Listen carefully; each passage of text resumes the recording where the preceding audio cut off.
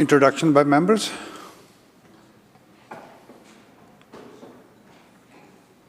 Minister of Labour.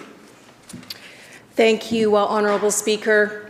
I rise in the House today to pay tribute to a person who was just a gem of a human being and who worked tirelessly for the common good in our province, leaving a significant legacy to British Columbians. Chris Allnut will be remembered as a loving husband and father, a wonderful friend and colleague, former HEU Secretary Business Manager, and Project Director at Rainforest Solutions Project.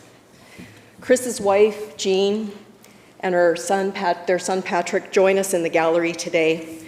And I also want to really extend my gratitude to my colleague, the member for Oak Bay Gordon Head, for her support to Chris and Jean and their family in his later years. Chris was a key figure in his role as the chief spokesperson and chief negotiator for HEU and advocating for healthcare workers and for our public healthcare system in a time of great change in the 1990s. And that was a very heady time as the NDP government of the day began to implement a more community-focused public healthcare service model.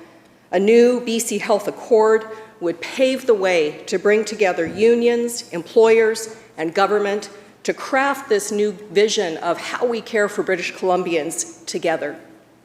Chris had such a unique combination of serious policy chops, a keen strategic vision, and a moral compass absolutely dedicated to standing up for working people. His skills and his values helped bring the Accord to life, a completely innovative agreement that provided stability and security for healthcare and healthcare workers in a time of profound change. He led the fight for pay equity for the predominantly female health support services workforce. And in 2002, when the BC Liberal government of the day introduced the most draconian and cruel bill with the intended purpose to privatize healthcare services and break the union, he led healthcare workers into the fight of a lifetime against Bill 29. By the time of the landmark 2007 Supreme Court decision ruling Bill 29 unconstitutional, Chris had moved on to work on another massive campaign so close to his heart and so deeply embedded within his values. He joined the Rainforest Solutions Project as his project director. And his incredible work, again, bringing together different groups to a common table, resulted in a tripartite agreement between the provincial government, First Nations, and corporate interests in 2016. And it has been heralded as a breakthrough in land use and shared futures. For my part, I just feel very lucky that he took a chance on a young CUPE activist and hired me to work at HEU in the late 1990s. It was an honor to work with him, and I will always remember his ability to listen, his open door, his calm, resolute, principled leadership. After suffering from Parkinson's disease for more than 15 years, he opted for MAID, medical assistance in dying, on September 21st at age 74. He leaves behind his beloved wife, Jean, and their beloved son, Patrick, family, and many friends and colleagues with whom he helped shape a better world. He will be remembered, and we miss him.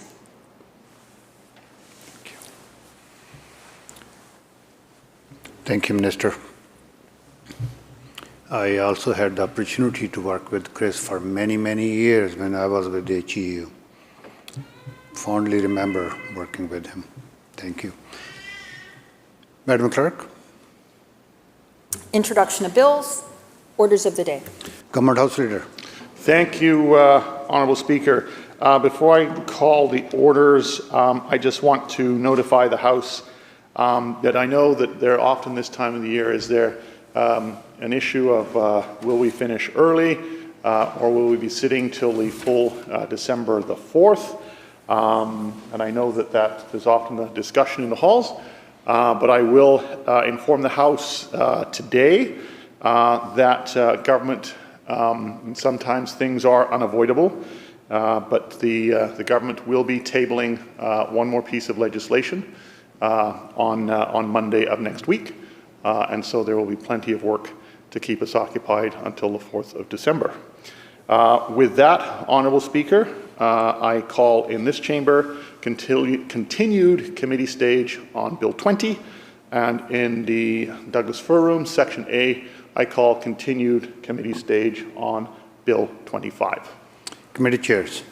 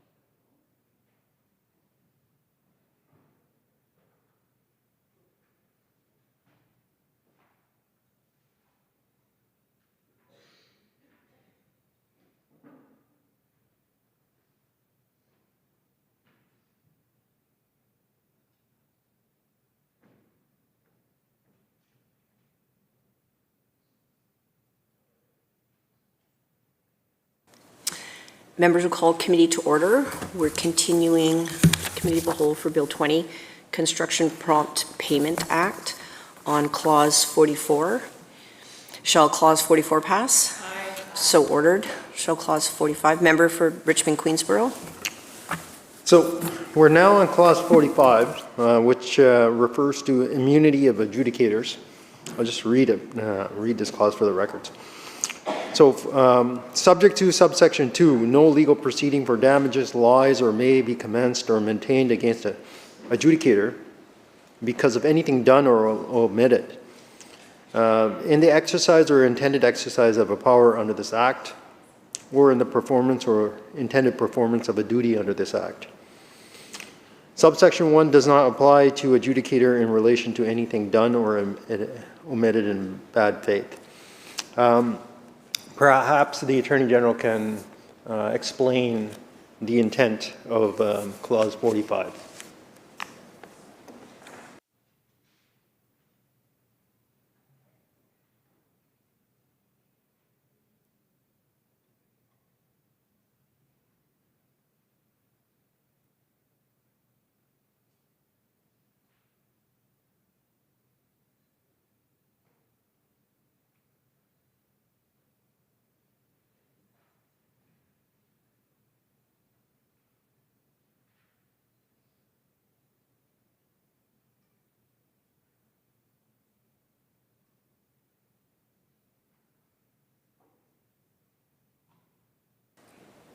Attorney General. This is a pretty common protection for decision makers in a dispute, and it has the added benefit of ensuring that there isn't an expansion of the disputes that are related to this, because the whole point is for it to be efficient and effective and narrow. So it protects the adjudicator except for if there's anything done or omitted in bad faith. Member. In regards to the last few words there, I think it's important to know when we're talking about bad faith, and there's an exemption for bad faith for adjudicator immunity, what does that mean, bad faith?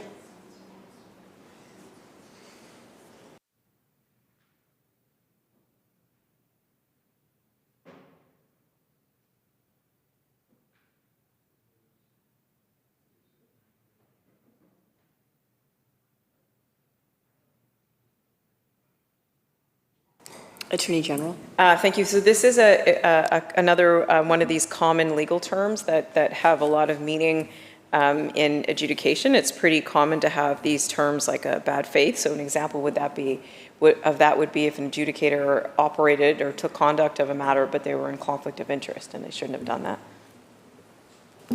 Member?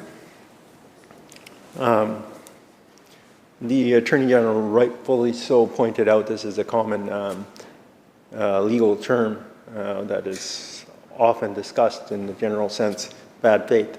But with this term also sometimes there's similar words used such as negligence or incompetence or being reckless. And so this specifically carves out if there's bad faith, someone knowingly does, adjudicator knowingly does bad conduct, and then they get exempted from the immunity. Could there be explanation why we're not talking about negligence, reckless behavior, or gross negligence? I guess rather than negligence, we should be talking about gross negligence and recklessness.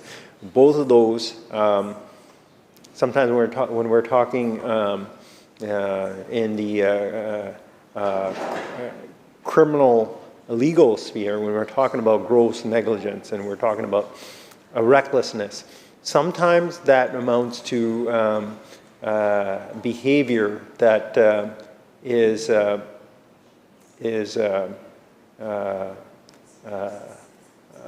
behavior of conduct unbecoming, or even borderline, maybe perhaps at times, criminal or quasi-criminal. So is there a reason why only bad faith was considered here and gross negligence was not? Because sometimes, or being willfully blind, sometimes people know the circumstances. They just don't want to turn their mind to something. They just don't want to know about it because they know there's something wrong with it. And then if they turn their mind to it, they know they're going to be accused of bad faith. So willfully blind, recklessness, gross negligence. Why was that not all included here?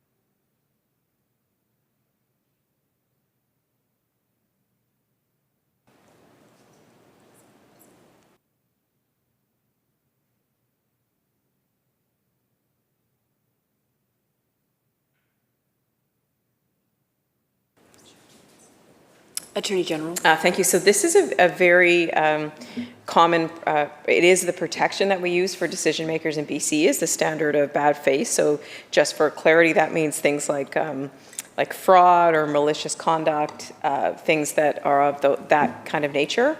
And it's part of the spectrum of protections to make sure that the adjudicator has the integrity that they need. And I think we talked about some of the other ones previously about the code of conduct being an important way of whether you're rostered or not, and the judicial review procedures that are there to challenge if there's breaches of rules of procedural fairness. So it's a range of protections against really like adjudicators that probably shouldn't be adjudicating.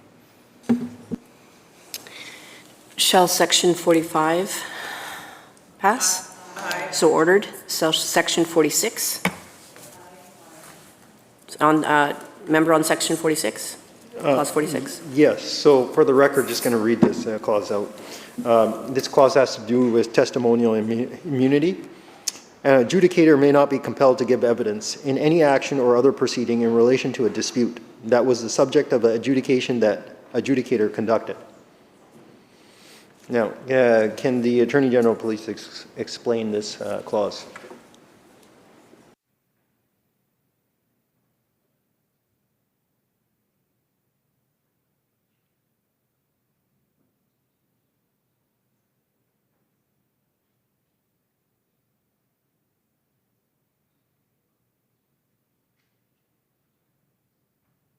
Attorney General?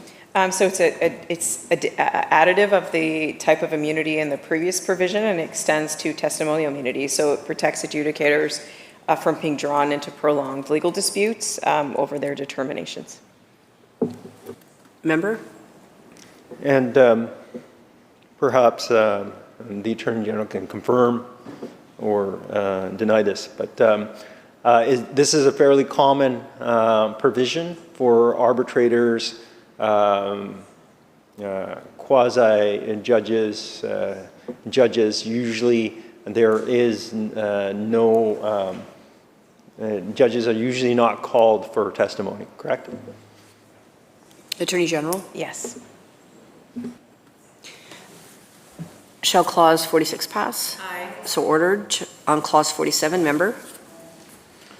Okay, so we're moving on to a different part, Part 6 general. So it's, each piece of legislation usually has some general provisions towards the end. So we're getting there.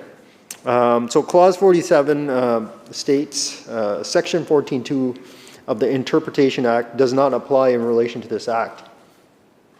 A provision in a contract that provides that this act is not to apply, or that the remedies provided by this act are not to be available for a person's benefit is void. Perhaps the Attorney General can explain this clause.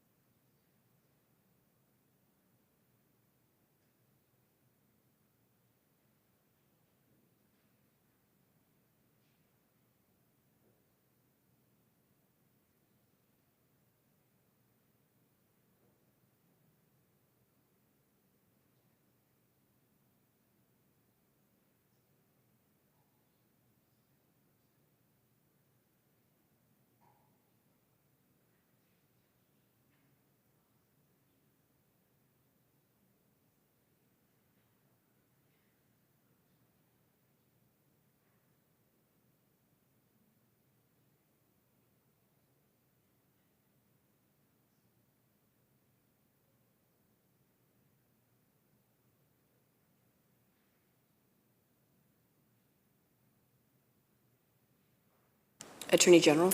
Thank you. So just to explain the two clauses here, the first one makes it very clear by exempting Section 14.2 of the Interpretation Act that government and government projects are part of this act, because it exempts that provision of the Interpretation Act. And the second one just makes sure that parties can't contract out of any of the application or parts of this regime. Shall Clause 47 pass? So ordered. Shall Clause 48, member on Clause 48? Okay, so the next clause here deals with the Application of Offense Act. This is a very important part of the bill. It deals with if there's any penalties as a result of any contraventions within this piece of legislation. So, application of a Fence Act. Clause 48 states Section 5 of the Fence Act does not apply to this act or the regulations. Can I first get an explanation of this? Attorney General. This is to ensure that the prompt payment regime that's put in here remains a civil matter and doesn't become an offense. Member? I understand that it may not involve the Fence Act, but it may not, there might not be a criminal issue or quasi-criminal issue, but sometimes there's civil remedies as well that involve fines, and that's relatively a civil matter too, I would assume. And most acts do have some sort of element of a fine or something. How come the fine, nothing like that was put in here when specifically we did in a previous clause talk about bad faith where certain adjudicators would not get immunity, and they may if they exhibit bad behavior. So would there not be any repercussions for bad behavior if you are on one way you're saying that they're not exempted if they do bad faith? So if they've done bad faith, there's nothing to kind of deal with those bad actors?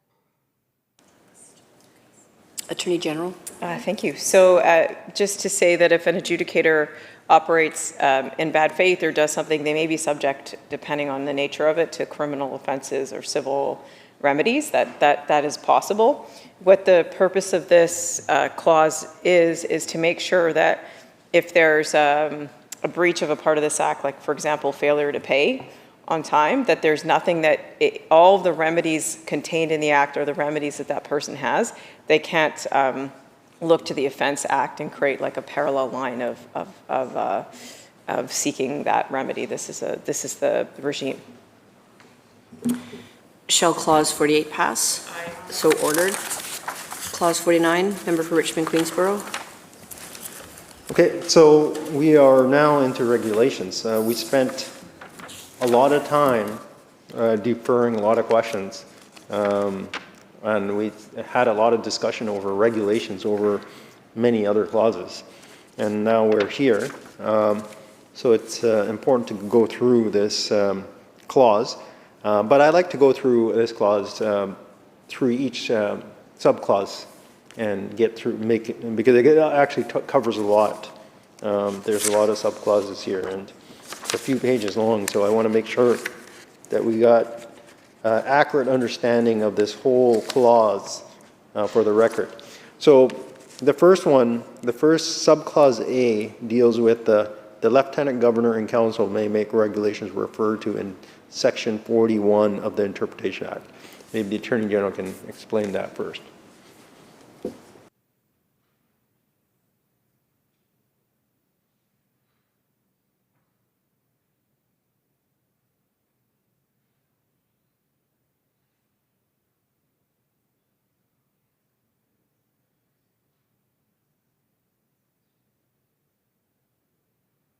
Attorney General. So this is a convention in our legislative drafting in BC where this provision in reference to Section 41 of the Interpretation Act is included in all statutes with regulatory making power. And if you refer to that section, it allows for regulations that are considered necessarily or advisable or ancillary or not inconsistent with the Act and many other subsections.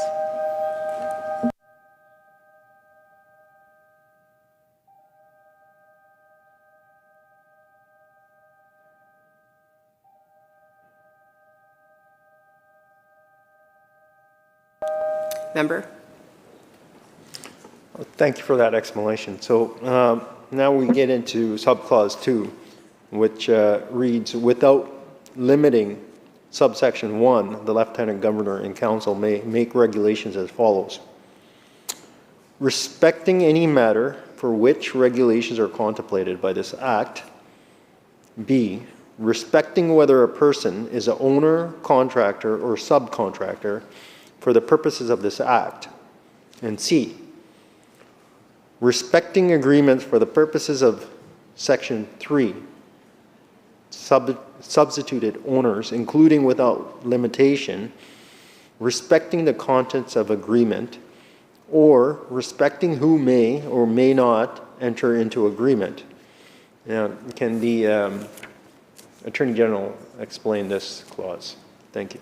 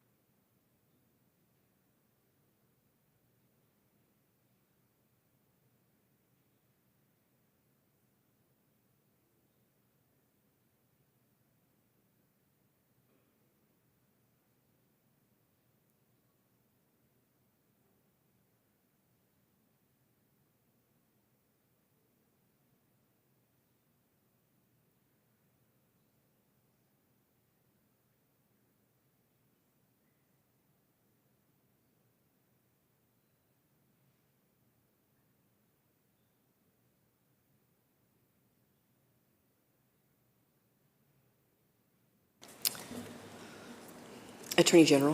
Thank you. So that subsection C has a very particular purpose.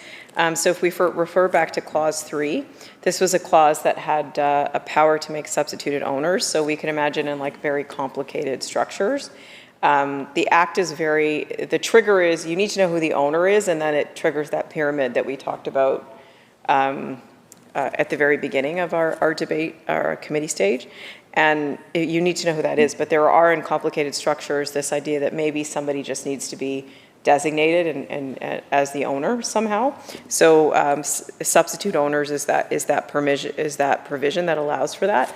But in the operation of that, you want to make sure that it's not being used to kind of run afoul of the purpose of the act. Like, for example, designated or substituting an owner or picking the owner that, I don't know, in one scenario doesn't have all the money or doesn't or isn't, so something that makes it so it's actually doing the opposite of what we intended to do. So in the wisdom of the policy team and the drafters, they put in a regulatory making power there in the case that that's clause 3 was used in a way that it wasn't intended. Member? Okay, so yeah, I remember that clause, and it was really complicated to understand because there's a chain of kind of, I guess you can call them parties or actors. Once you get the general contractor, and then you have the subcontractor, but then that subcontractor might contract to another subcontractor, and it just continues. And I remember from back then in that clause, there's a certain time limit to kind of get everybody paid. So it was a little bit complicated to understand. And so I think it's important to kind of shed some light in terms of have a further clause here that actually speaks about that and that particular chain as well here. So I don't really have too many other questions on this. Well, I don't have any other question on subsection 2. So I'm going to move on to the next part of it. So that, I guess the answer that was supplied, it was to like A, B, and C. And then, so I'd just like to get some light shed on D. Respecting whether something is a service or a material, or whether or when a service or material is supplied for the purposes of this act. Now, this is a very important thing because this is all about services and materials. You have the parties, that's one important thing. And the second important thing is what's a dispute about? Services that are supplied, materials that are supplied. So now this talks about that second important thing. So it's important to know what the regulation would do in regards to the services and materials that were supplied, now they're in dispute. So maybe we can get elaboration of this.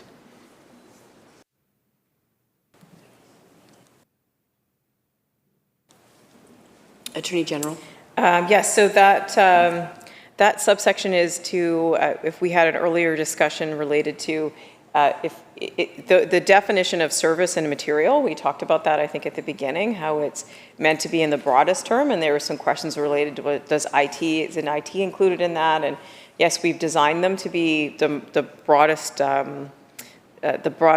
categories of things for service or material, but in the case that there's any confusion of what is a service or a material, and we're seeing that show up in the system, we have a regulatory making power to remedy that, to list it as a service or maybe not as a service.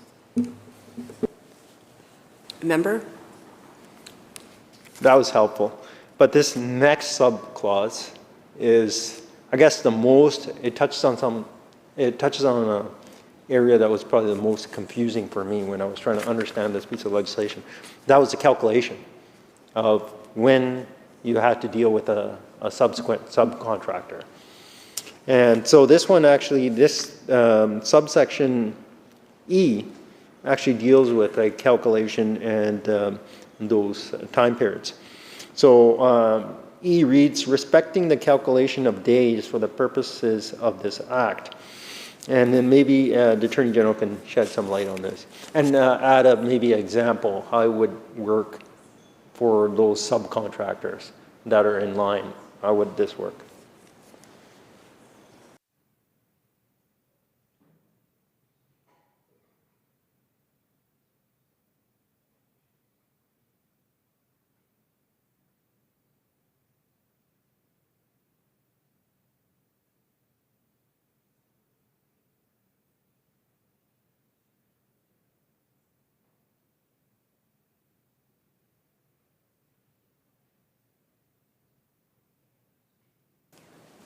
Attorney General. Thank you. So the default for calculation of days is found in the Interpretation Act.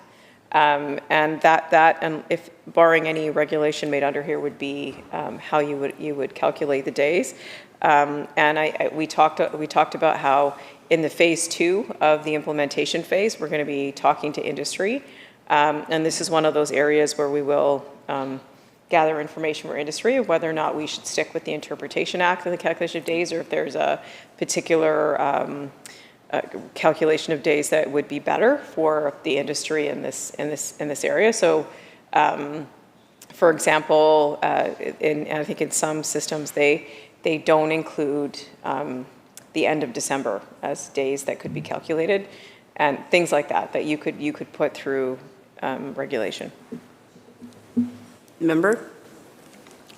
That's very helpful because, like I said earlier, this is probably the most confusing part in terms of calculation of days and all that.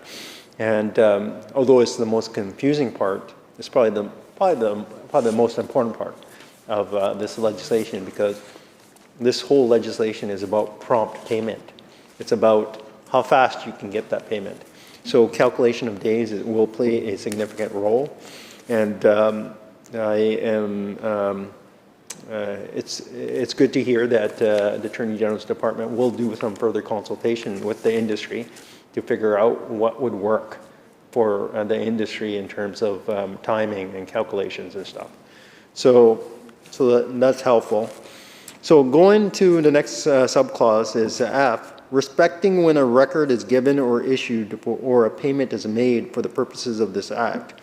including without limitation, providing when a record or a payment sent, transmitted, or delivered in a specified manner is deemed to be given, issued, or made.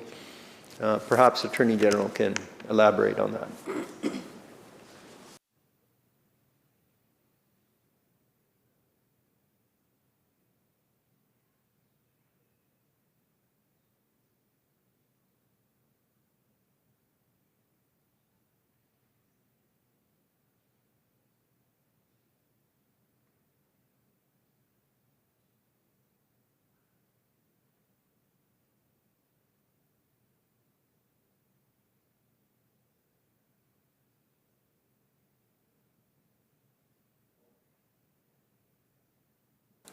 Attorney General?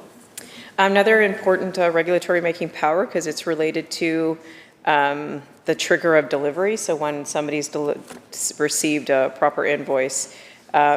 So this will give the regulatory making power again once we talked in the industry to see what's the best way to do this, so we can make it very clear when a record is given or issued or a payment is made for the purpose of this act. And how it's transmitted, sent, or delivered, and specify the manner. So it's a very important part to bring clarity to the whole system. Member?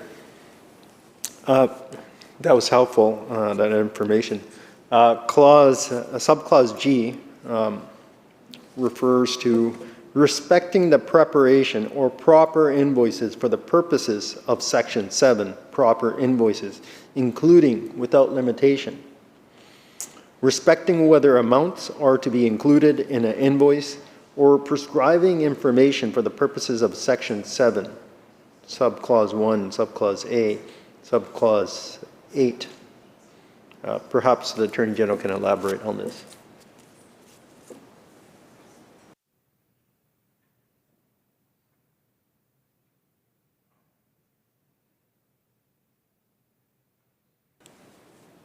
Attorney General?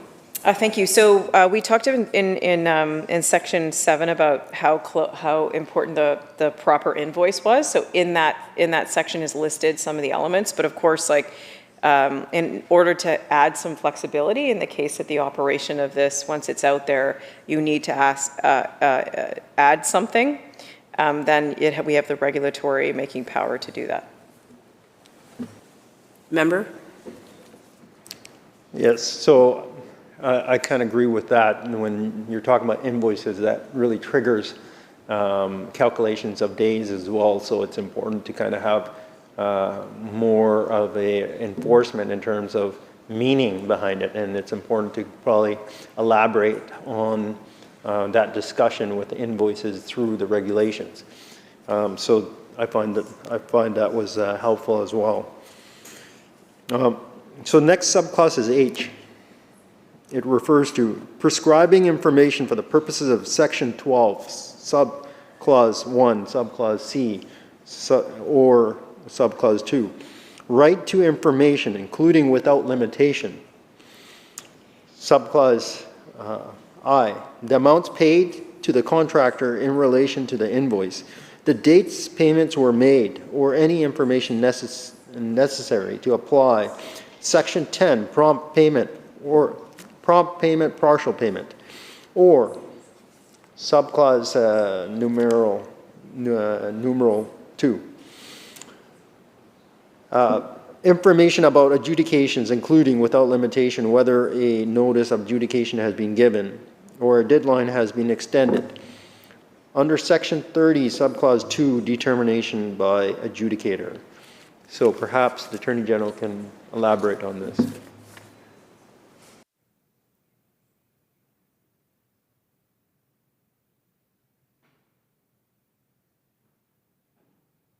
Attorney General? So again, this is a similar flexibility through regulation to make sure that the clause has that support of being able to add things if it's not working. So this was the asymmetry of information that we were trying to correct with the right to information, and this regulatory making power will allow us to, if needed, clarify the types of information that are required under that clause.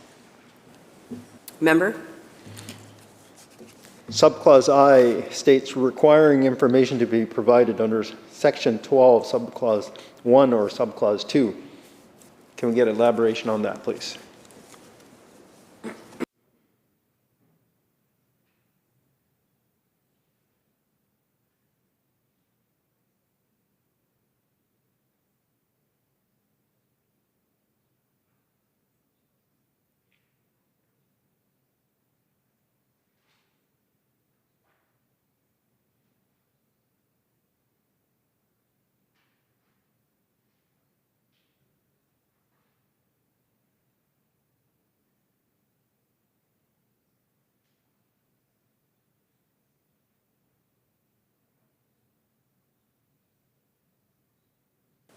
Attorney General?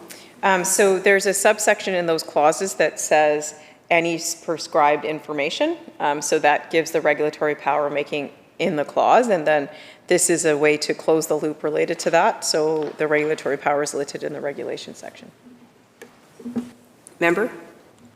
J states prescribing a rate of interest or the manner in which a rate of interest is to be determined for the purposes of Section 15, Subclause A, or 38, Subclause 1A, interest on late payments. Could we please get an elaboration on that? Attorney General?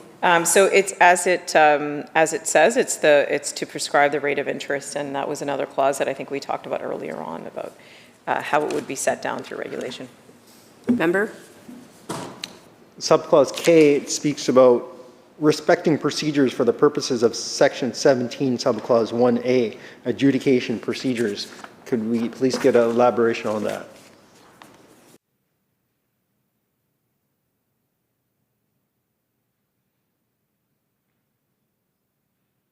Attorney General? So those clauses rightly give the adjudicator conduct over the decision-making to do with the adjudication. But the reasons it's subject to regulation is in the instance that we want to step in at all and set out any procedures that are required under that section. Member? Subclause L speaks of respecting notices under Section 18, notice of adjudication, and responses under Section 26, response to notice of adjudication, including without limitation, limiting the length of notices or responses, or respecting timelines for making a response. Can we please get an elaboration on that?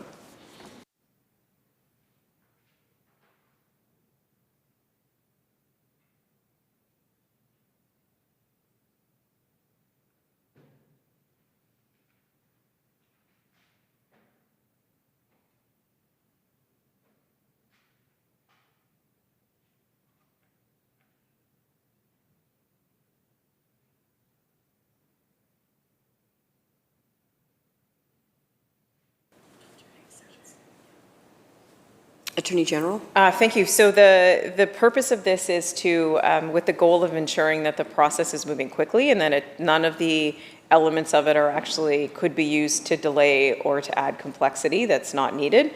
It gives the regulatory making power to limit the length of notices or responses and for timelines for making a response, so we can make sure that we can step in through regulation if needed to make the process move quickly. Member? And subclause M states respecting the consolidation of adjudications for the purposes of Section 21, consolidation of adjudications, including without limitation, whether adjudications may be consolidated under Section 21A or B, or procedures for consolidation or consolidated adjudications. Can the Attorney General please elaborate on that subclause? Attorney General? So this is an important regulatory making power that allows us in the instance of complexity, either multiple disputes or disputes for the same invoice or payment, or multiple parties or one project. It gives the power to consolidate the adjudications, again, with the goal of making sure that the process could be streamlined. So if we have that regulatory making power if it's needed. Member? Subclause N states respecting fees under section 24, subclause A, B, Roman numeral 2, adjudication fees, or section 43, subclause 1, administrative fees. Can we please get an elaboration on that? Attorney General? Thanks. So this is the regulatory making power that we talked about in the fee section, and allows us to have that power to put in a regulation if we want to make sure we're not seeing that the fees are accessible or fair, or there's something that's we disagree with, or government disagrees with. They can make that fee schedule. Member? Subclause O states limiting extensions under section 30, subclause 2, determination by adjudicator. Perhaps we can get an elaboration on that.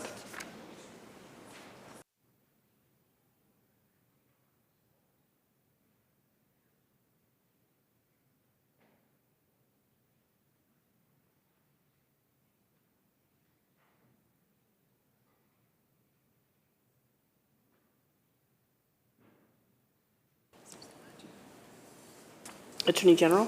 So to keep the process moving along, the clause 30 allows to, by consent, for there to be a delay in the issuing of determination.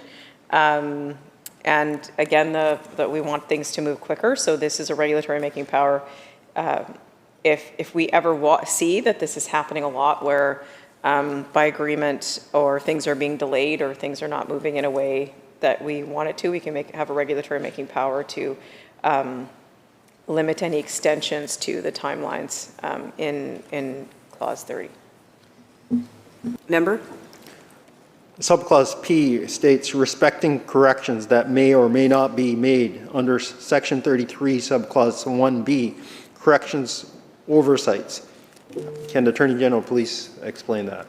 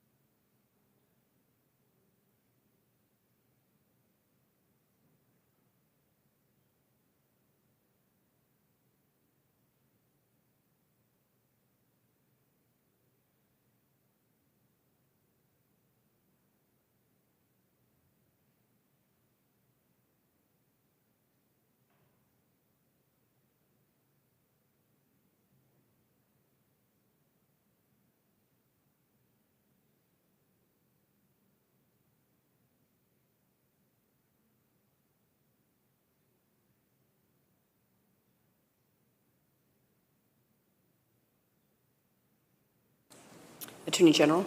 So the reason for the decision to put this regulatory making power under the corrections clause under 33, so you remember that clause was related to within 5 days after the determination, if somebody sees a typographical error or that the determination has something in it that it has an injustice that was caused by an oversight. So it's meant to be a narrow opportunity to fix something that's should be fixed, but it's not a reopening of the matter.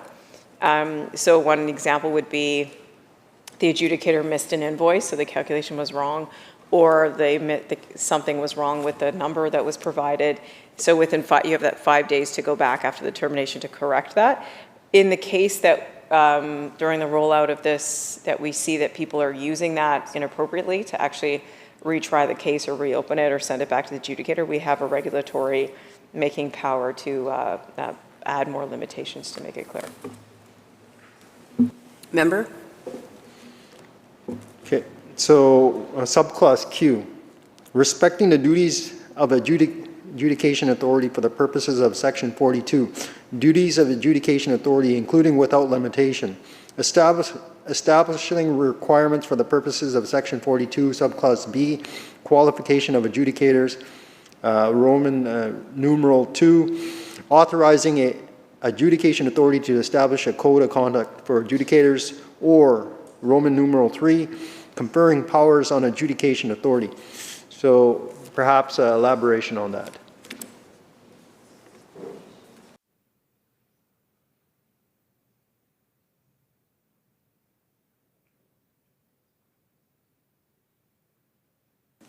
Attorney General? So this is the regulatory making power that will become actually quite important to the functioning of the adjudication authority, because it has a clear ability to have a regulation for the purpose of the qualifications of the adjudicator. So this is what we talked about earlier about what are the requirements for getting in, like 10 years in the construction industry was an example from another jurisdiction. And then authorizing the adjudication authority to establish a code of conduct for adjudicators that they would have to abide by to be on the roster, and there'd be a way to have oversight then and monitor if they were staying within it. And then the subsection 3 is really to do with conferring any other power that we feel like we need to give to the adjudication authority to oversee their functions. Member?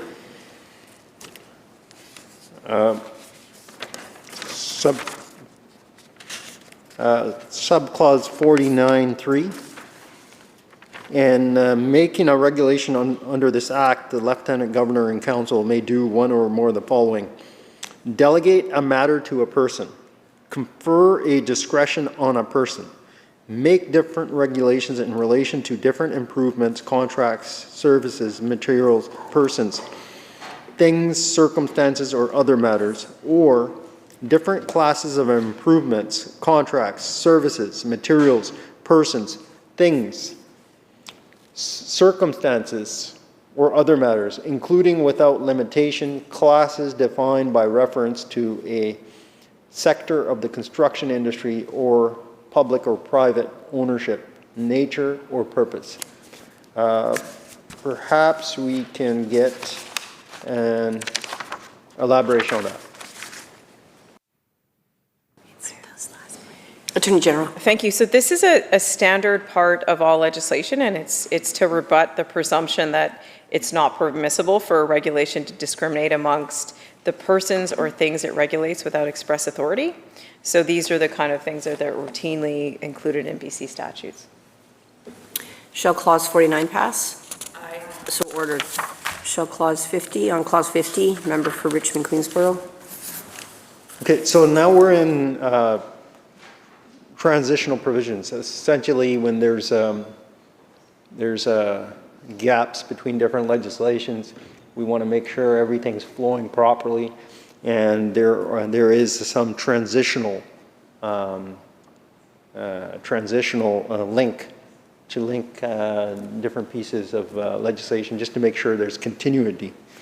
So this seems to be getting into that part of the legislation. So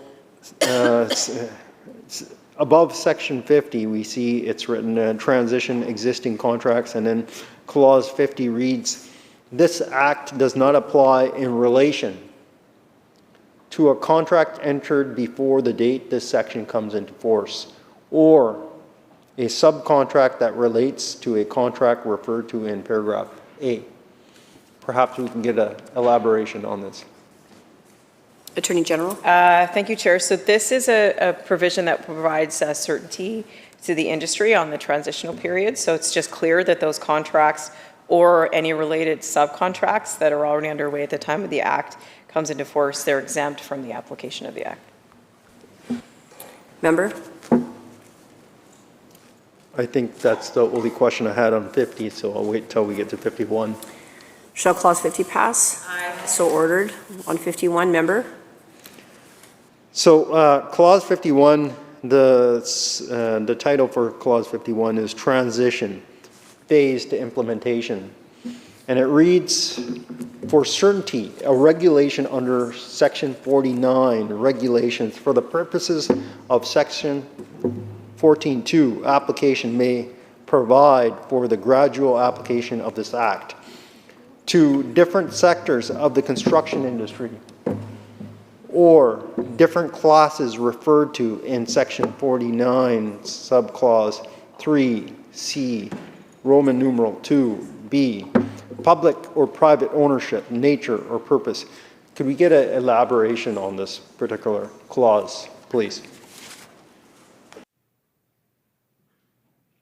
Attorney General? So in our extensive discussions with industry, this is a provision that some sectors have asked us for, and it allows for, the intention is for it to apply to everybody, but in the case where some sectors or individuals are asking us to create classes or to differentiate somehow, it gives us that regulatory making power.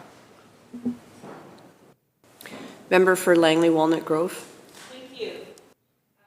Sorry. Member? 50 or 51. Member, I'll just ask you to move to your desk to speak.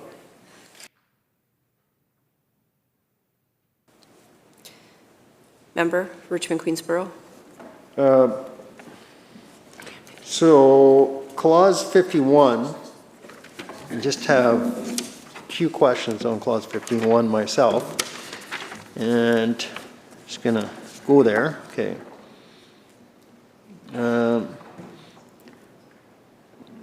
I don't know if this was answered, but what criteria will the government use to decide which sectors receive prompt payment protections first?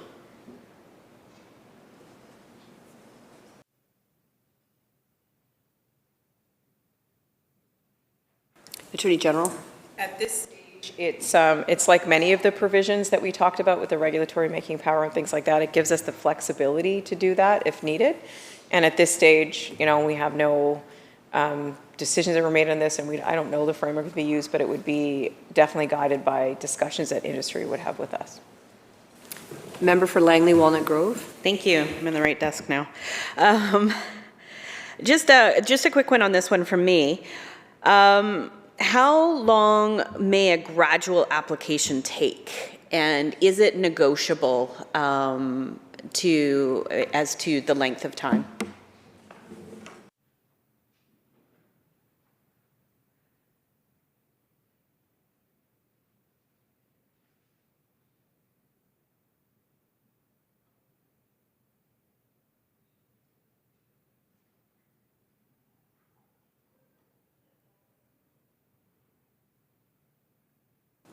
Attorney General? Yeah, so this is an important clause that builds in flexibility for gradual application.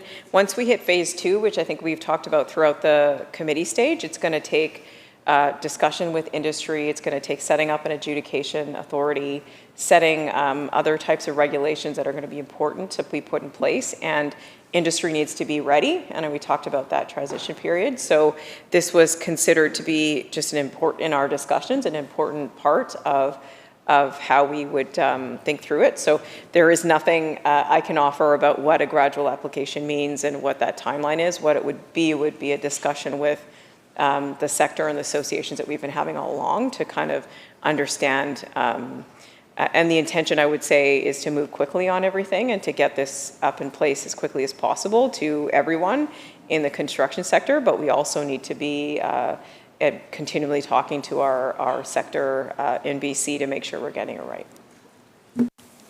Shall Clause 51 pass? Aye. So ordered. Shall Clause 52, Member for Prince George Mackenzie? Thank you, Chair, and appreciate the opportunity to join the committee stage deliberations on Bill 20. And Haven't been asking questions so far, but have been following along pretty closely in the bill, and appreciate the Attorney General and her staff, all of the effort to answer these questions on behalf of the public, just making sure we have a good understanding for the public record. I've certainly been a proponent of prompt payment legislation for some time. I've witnessed in major project construction the challenges for subcontractors when there is a dispute between an owner and a prime contractor, and how long that takes. And this is important, but the consequential and related amendments, particularly to the Builders Lien Act, I think are an important part of this. I know we've talked about the Builders Lien Act earlier in the discussions on the bill, but obviously, as we're getting to now, the changes that will come to the Builders Lien Act, I think it's just important for the construction industry to know what those are going to look like. The Builders Lien Act itself, the Attorney General will recall that it has not had a substantial update to that legislation since the 1990s. So it is something that is a little bit long in the tooth, I would say, in terms of legislation in the province, but it is long-standing. So there is a precedent of contractors who are used to using this process, of owners who are aware of it. The legal community is very aware of it. So it's just important to understand how the changes to the Builders Lien Act are going to work in practice. So with that, on Clause 52, perhaps the Attorney General could just provide a brief update of what the additions of any demolition or removal of any of these things, and and also includes what's the effect of that, just so that the construction industry is aware. Attorney General? Thank you. So yes, I agree with the Builders Lien Act, and it's need of improvements as well, which is always obviously a bigger project. And I'm glad we were able to move the prompt payment, this prompt payment legislation quickly, and we know there's more work to do. So just to say that the big change here is to ensure that any demolition or removal of any of those things, so to include that demolition or removal workers are treated consistently under the prompt payment framework. So adding that to the definition of improvement ensures that, so that the contractors and subcontractors carrying out these works on the same construction project can rely on consistent treatment for prompt payment and for builder lien purposes. Shall Clause 52 pass? Aye. So ordered. On Clause 53, member for Prince George Mackenzie. Thank you, Madam Chair. So for Clause 53, by my understanding, the Attorney General can correct me on this if I'm wrong, but it's my understanding that this will help to this changes how lien claims are secured and how they're prioritized. So I think it is essential to confirm that subcontractors, and especially smaller ones, don't lose that protection when holdbacks may be released more quickly in some cases. So I'm just wondering, under the new Section 4(9), how will lien claimants be prioritized when the holdback is released?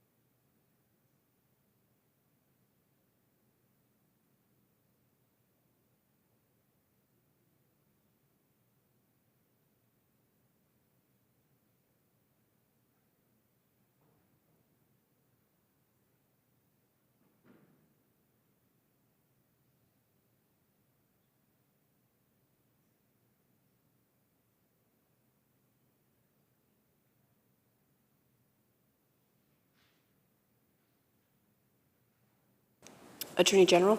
Thank you. So this is a really important discussion. I think I appreciate the opportunity to clarify it. So this clause and the next clause are related to what is called a Shimco lien, and essentially for it was from a decision in 2003, just to explain it, that said, where the court said you can put a lien on a holdback. Now, the issue with that was with, unlike other liens, you couldn't register it in the Land Titles Act. So a Shimco lien against a holdback created a lot of uncertainty because the holders of the holdback didn't know when they could start paying or if there was a Shimco lien coming, and it just created a lot of uncertainty on that side of it. So because of the good work that we did on prompt payment to get money flowing through the sector, it was seen as necessary to clarify that, basically remove the Shimco lien. So these amendments bring certainty to protect owners and contractors and subcontractors by clarifying that there is no separate independent lien against the holdback funds, and that the holdback funds are for the purpose of satisfying the claims of contractors and subcontractors who remain unpaid for services and materials they provide to projects. So it provides greater certainty as to when and how much a payer, such as an owner or contractor, may pay out of the holdback after the holdback period. So that it was key to providing what this whole thing is about, which is certainty and then money flowing. Member for Prince George Mackenzie. Thank you. And yeah, we'll appreciate the comments on Shimco liens. I understand the certainly the challenges that that particular provision has created. I know the Law Institute and other groups have been wanting to have it removed because it has created a lot of complexity, a lot of challenges, that dual lien structure, and I witnessed this on a linear project. On the effect it has, it actually brings in at times third-party landowners when they have to be notified on a lien on a land improvement that really have no idea why they're included in it. It has all kinds of challenges, and then, as the Attorney General mentioned, the timing and waiting for whether or not that's going to happen, that creates confusion, so I do understand that. I guess maybe just to follow up on this, just to ensure that obviously these two acts now will work together in tandem. The Builders Lien Act is still in effect, so just to ensure for this new substitution that is being included here, what's the effect of this new provision to ensure that subcontractors' claims will be properly secured and paid when the holdback funds do become available under the Builders Lien Act?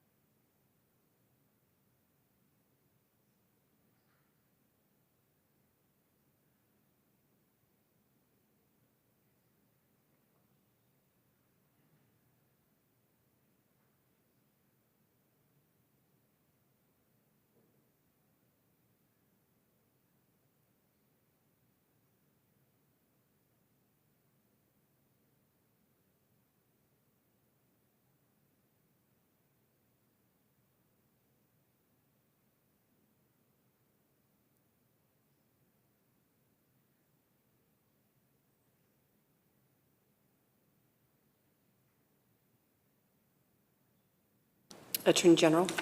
Thank you. So in terms of a subcontractor and any secured payments they would have or priority in payment, it doesn't change any of that. Really, the purpose of these amendments is to make sure that money can flow faster to where it's due, and that you can avail yourself, if you're a subcontractor that has a payment that should be due, to the benefits of the prompt payment regime without having any of this Shimco lien uncertainty on a holdback. So that's the only thing that it changes out of that subsection 9 in the Builder Liens Act, is that narrow wording about the Shimco lien.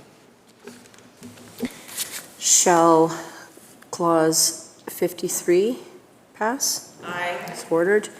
Shall clause 54, clause 54, member for Prince George Mackenzie? Thank you, Chair, and appreciate the response from the Attorney General. We'll just continue a little bit more on Shimco liens here.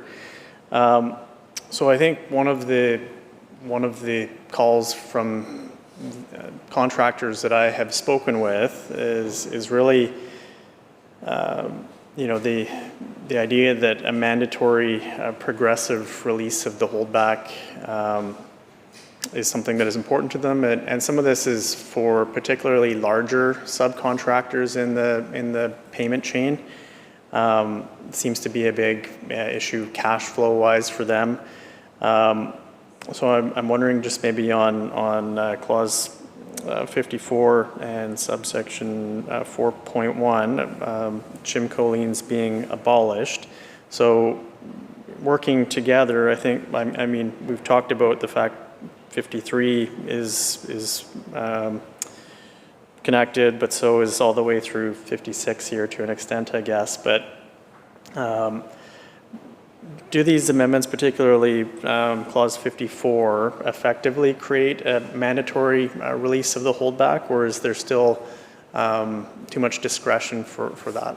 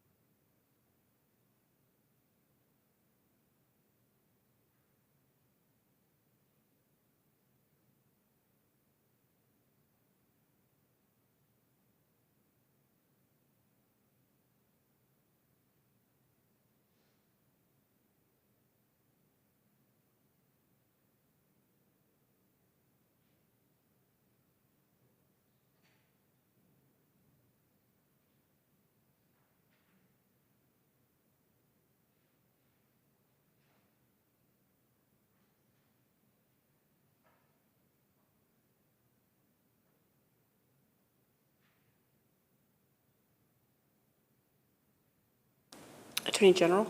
Thank you. So no, it's not a mandatory release of the holdback. This is separate. It's the ending of the Shimco lien, which we think, like we talked about before, will help get money from the holdback flowing faster into the system. Just to acknowledge the Builders Lien Act has probably a number of other things that we would need to update because it's such an old piece of legislation. I know that some parts of the sector have asked for something that's more of like a mandatory release of that holdback. And I'm told by my team that doing that would require just a very big like policy and legislative or bigger policy and legislative analysis of how that shows up in the sector. And we're always happy to make things better and have that discussion. But no, this doesn't talk about or require any kind of mandatory release. It's getting really rid of that Shimco lien that was causing a lot of uncertainty on that holdback. So it gives that ability for money to flow quicker. Member for Prince George Mackenzie. Thank you, Chair, and I would certainly agree that that broader discussion on Lien Act reform is still going to be needed, and I appreciate that there are limitations with, in the context of the consequential amendments to this bill, what can be done, but I'll just maybe quickly read into the record what the BC Construction Association included in their press release on October 7th. So the BC quote, "The BC Construction Association remains committed to working with the provincial government to deliver on payment certainty that includes Lien Act reform, which is absent from this legislation. A modernized lien framework that includes progressive and mandatory release of lien holdback is essential to ensure contractors and subcontractors receive payment in a timely manner," end quote. So just I think we do have agreement on the fact that further changes are going to be necessary. But I guess in looking at why some of those changes couldn't be, that BC Construction Association is looking at, couldn't be completed in amendments that we're talking about now, I'm just wondering if the Attorney General could offer some comments on the limitations of Bill 20 on why overall more couldn't have been done in the context of Lien Act reform.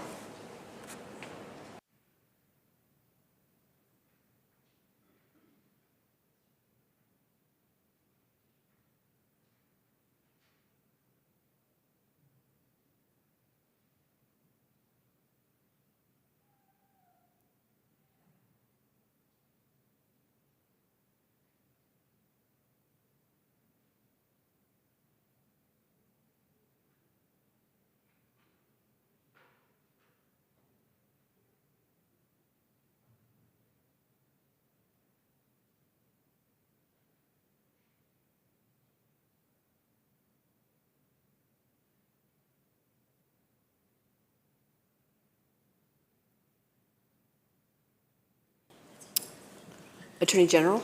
Thank you. So yeah, we're in discussion with the construction industry and the Construction Association quite a bit. They helped us a lot in sitting down with us on the prompt payment legislation. And I think in all the meetings that I've had since becoming AG a little before, it's been one of their top priorities to get a prompt payment regime.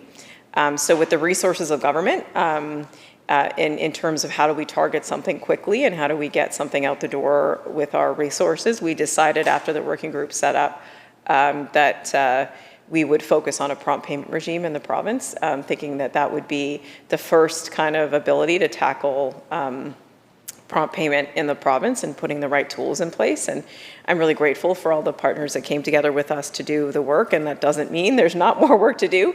And I would expect the Construction Association would come to us with further issues that even in the rollout of this or further things that we could improve, including the Builders Lien Act and ways that we can do that. At the time of doing it, it was really felt like if we tried to do both projects together, the prompt payment and the Builders Lien Act, together, it would be we wouldn't be here today in terms of being able to deliver on the prompt payment. And we heard from industry that one of the biggest issues they have is being able to have money flow through projects. So we tackled that one first. Member for Prince George Mackenzie. Thank you, Chair. And yeah, Appreciate, I think that satisfies. Thanks to the Attorney General for letting me ask that just a general question there, because I think, we can all agree that there's more to do. Pretty amazing advocacy that they have had for sticking on this issue for many, many years now. That's BC Construction Association, Electrical Contractors Association, and I'll give a shout out to Nicole Bryant from the Northern Regional Construction Association, who has come to my office several times on this topic, and I had chatted with her before being elected as well about this topic. So, but with all of, there are, as we get back to talking about shimco liens, getting rid of them, obviously there are problems that we know about, like they're difficult, how hard they are to discharge. People can circumvent time limits with this, so I understand why its removal is necessary. But of course, when you have a long-standing policy in place, the contracting community does get used to it, perhaps even just relying on it from a legal sense and knowing their rights. So just a couple more questions on this topic.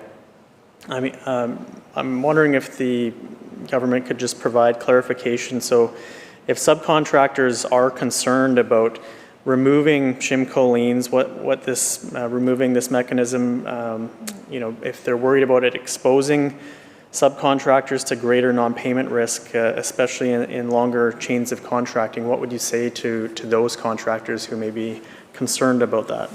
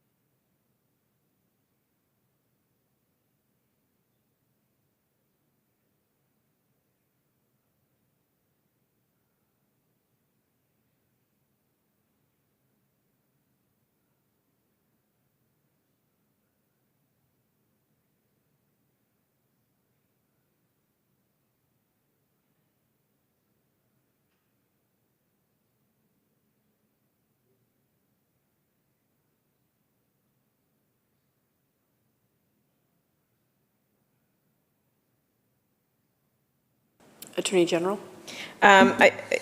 We know that the industry's been operating under the current tools right now, and they've been, or what they tell me in making these changes, they've been kind of unsatisfactory in terms of getting payments moving through the sector and projects on time. So that's been a chronic thing, and I understand there's going to be a time period between when this act comes into force, when we get royal assent and when it comes into force with regulation, some parts of it, because we'll need to educate the industry to let them know what changes are in place, and that will require a change in behavior related to the reliance on shimco liens. But I do believe that they will now have when it comes into force, far superior tools when it comes to collection of payments. So to the question about subcontractors and non-payment, This will actually bring fairness and transparency to all subcontractors. So, for example, a subcontractor that's followed the rules and filed liens in the right timeline, and then the Shimco lien comes in from another subcontractor, and then you have the holdback that's tied up, and it can create a lot of unfairness or confusion in who gets paid. So we've actually given better tools to the system, we think, through this prompt payment regime. But there will be an adjustment period that we expect where we educate the sector on the new tools there. But the fairness and transparency aspects of this also will provide some contractors with better information about payments and where the payments are flowing. So they'll be able to understand when they can, if they need to, trigger a very quick adjudication or dispute to get paid on time. So we believe that on a whole, they're far superior tools to the ones that are in place right now, although we know there will be an educational period to adapt. Member for Prince George Mackenzie. Thank you. And just to clarify, so without Shimco liens in place, the the adjudication would be a better mechanism than, especially when the holdback is released earlier, as a protection for those subcontractors if they still require that in the value chain. Is that correct, or am I confusing that?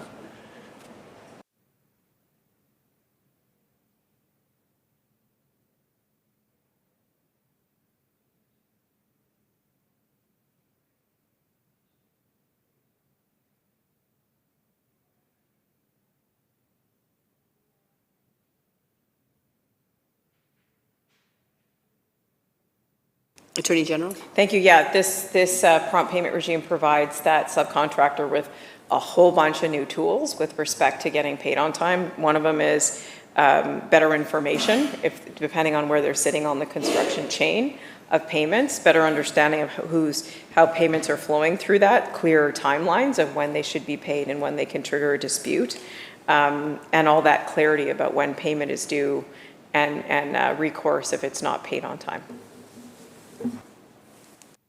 Shall clause 54 pass? Aye. So ordered. Shall clause 55 pass? Aye. So ordered. Shall clause 56? On clause 56, member from Prince George Mackenzie. Thank you. So we're now on clause 56. We're talking about the reduction of the holdback period.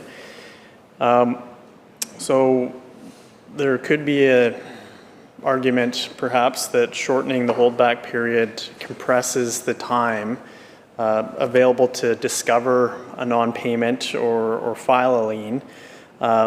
So in this case, I think it would be important just to show that the faster release will not increase the financial risk for small trades. So I'm wondering in that regard, why was 46 days chosen as the new holdback period, and how does this benefit to cash flow without increasing risk?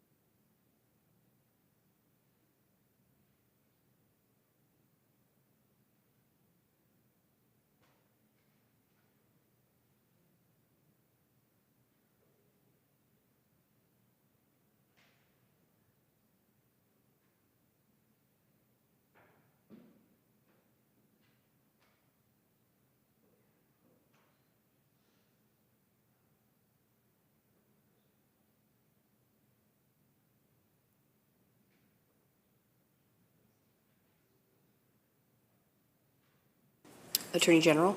Thank you. So this is another aspect of making money flow faster through the system.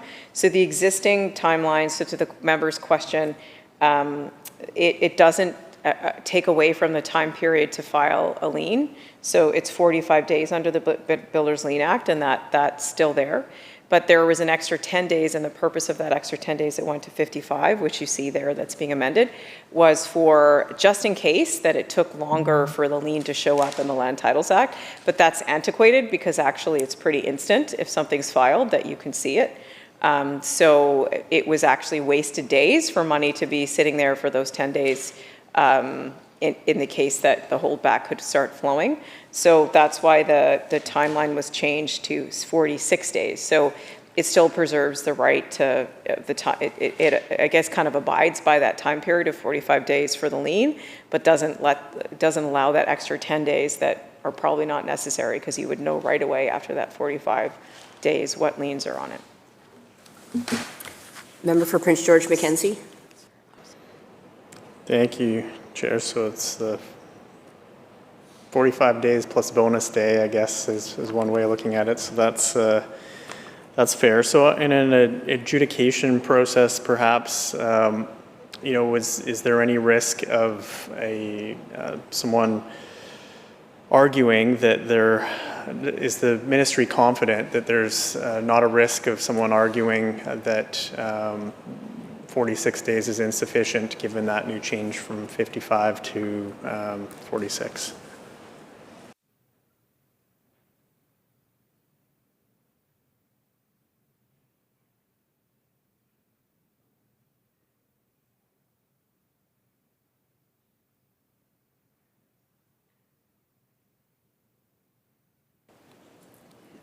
Attorney General. So the BC Law Institute recommended actually just to stick to the 45 days, but we decided to give an extra day in case that there's something that happened that, give him an extra day in the case. But, I think that because of the goal of it is to move money faster through the system, that sticking to timelines is a pretty key part of this. So maybe there'll be adjustments for behavior afterwards, but the end result will be better flow. Member for Prince George Mackenzie. Thank you. And some anecdotal evidence has made it clear that on a complex project with many liens filed on it, sometimes the 55 days was challenging to meet, and they would use the land title piece of it as a sort of excuse to extend the time. So it was a bit of a loophole more than anything. It is a bit of a, we'll have to wait and see on it perhaps, but I'm wondering how, when there's payment from the holdback, how it will equal to the difference between the holdback and the total amount of any claims of the lien. So the new Section 8.4, how will that work in practice, especially if all lien claims are not yet resolved within the 46 days?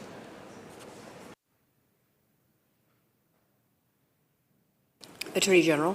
I think that the answer is found in Clause 57. I'm happy to move on to that if we're done with Clause 56. Shall Clause 56 pass? Aye. So ordered. Clause 57, member for Prince George Mackenzie. Can I say ditto?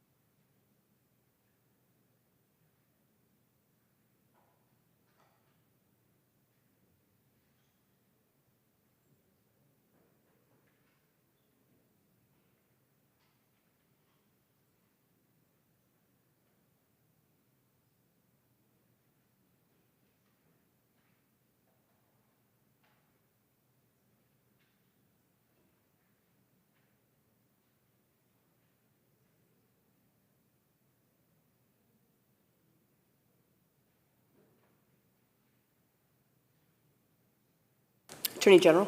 Thanks. So the way that it was, it operated before is that if there, let's say there was like 100,000 in the holdback and there was 10,000 on a lien, then even if a portion of that holdback was on a lien, then no money would flow. You could freeze the whole holdback, and this amendment allows that to not happen. So that 10,000 in that my example I'm giving, that's on the holdback can be or on a lien can stay, but the rest of the money has to flow. So it's another one of the measures to keep money flowing that's available in the system for a project. And if the amount of the lien is equal to the holdback, then of course there would be nothing to flow then because they're equal. So, but that idea of proportionality and you hold on to what you absolutely need to and you keep the rest, pay out the rest to everybody else, I think is what we were trying to capture here. Shall Clause 57 pass? Aye. So ordered. Clause 58, member from Prince George Mackenzie. All right, so we've got through the consequential amendments on the Builders Lien Act, and there's just a little bit here on the Strata Property Act, and again, probably a contentious piece of legislation. If anybody's been involved in a strata, there is no avoidance of disputes, and certainly when it comes to construction or redevelopment or certainly major cost to fix a building, this is one that I think a lot of folks will be looking at. I picture buildings from the leaky condo crisis era and a major construction project related to that, and these are types of things that they could have a lot of disputes between contractors and a strata, or the strata developer teams may have, or their consultants may have disputes in this, so it's one just to be watching, certainly. Strata developments already do involve complex certification, turnover processes, so one could argue that the shorter holdback timelines may increase that risk of disputes unless these groups, all of these groups can, and especially the strata developers or the construction firms can realistically meet these goals. So with that, maybe I'm wondering if given we're moving to a bit of a shorter timeline, does the Attorney General's Ministry believe that all of these related groups, whether they be consultants, payment certifiers, strata developers, and various construction firms, can they realistically meet these deadlines without triggering more disputes or adjudications that involve strata corporations? Attorney General. Thank you. So the only changes to this one are in line with what we talked about before. So it changes the day of 55 to 46 days, and it's for the same reasons as the Builders Lien Act, and also removes Shimco liens and that concept. So those are the two key changes, and otherwise it doesn't change anything else in relation to the Strata Act. Member for Prince George Mackenzie. Thank you, Chair. And without having the full Strata Property Act in front of me, so within the Strata Property Act itself, it was referenced to the Builders Lien Act, and this change in effect just aligns the two acts. Is that correct?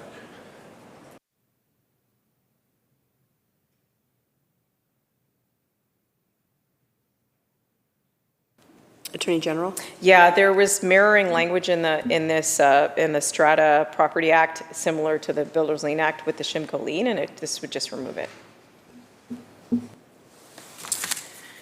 Shall Clause 58 pass? Aye. So ordered. Shall Clause 59? Member for Richmond Queensborough.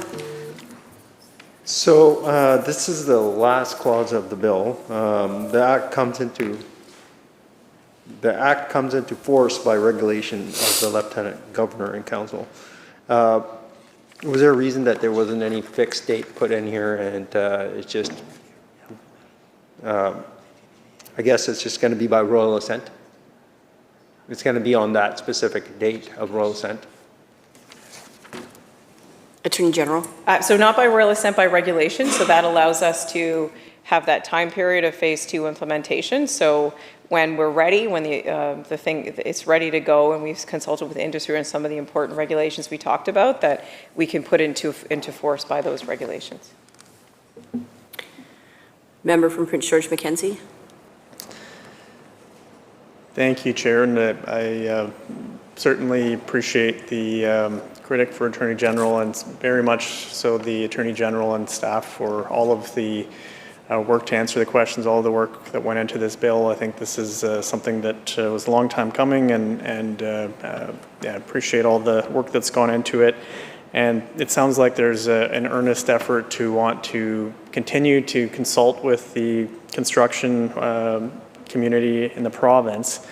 So obviously this bill allows for commencement by regulations. There's still a lot of work to do. So I'm wondering just if the government, just at the very end, will commit to that fulsome consultation with the construction industry before all of these regulations come into force. Attorney General. We got here today because of the advocacy and the expertise and the deep commitment that we had our team work together with the many parts of the industry. So I'm grateful for that, and we will continue that relationship in phase 2. Shall Clause 59 pass? Aye. So ordered. Shall the title pass? Aye. So ordered.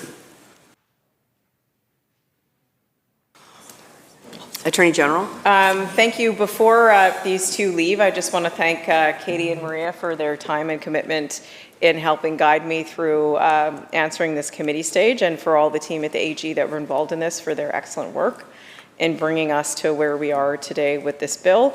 Couldn't have done it without you, and I'm very appreciative. Okay, I move that the committee rise and report the bill complete without amendment. Members, you've heard the question. Those in favour indicate aye. Aye. Those opposed indicate nay. Motion's carried. Committee stands adjourned.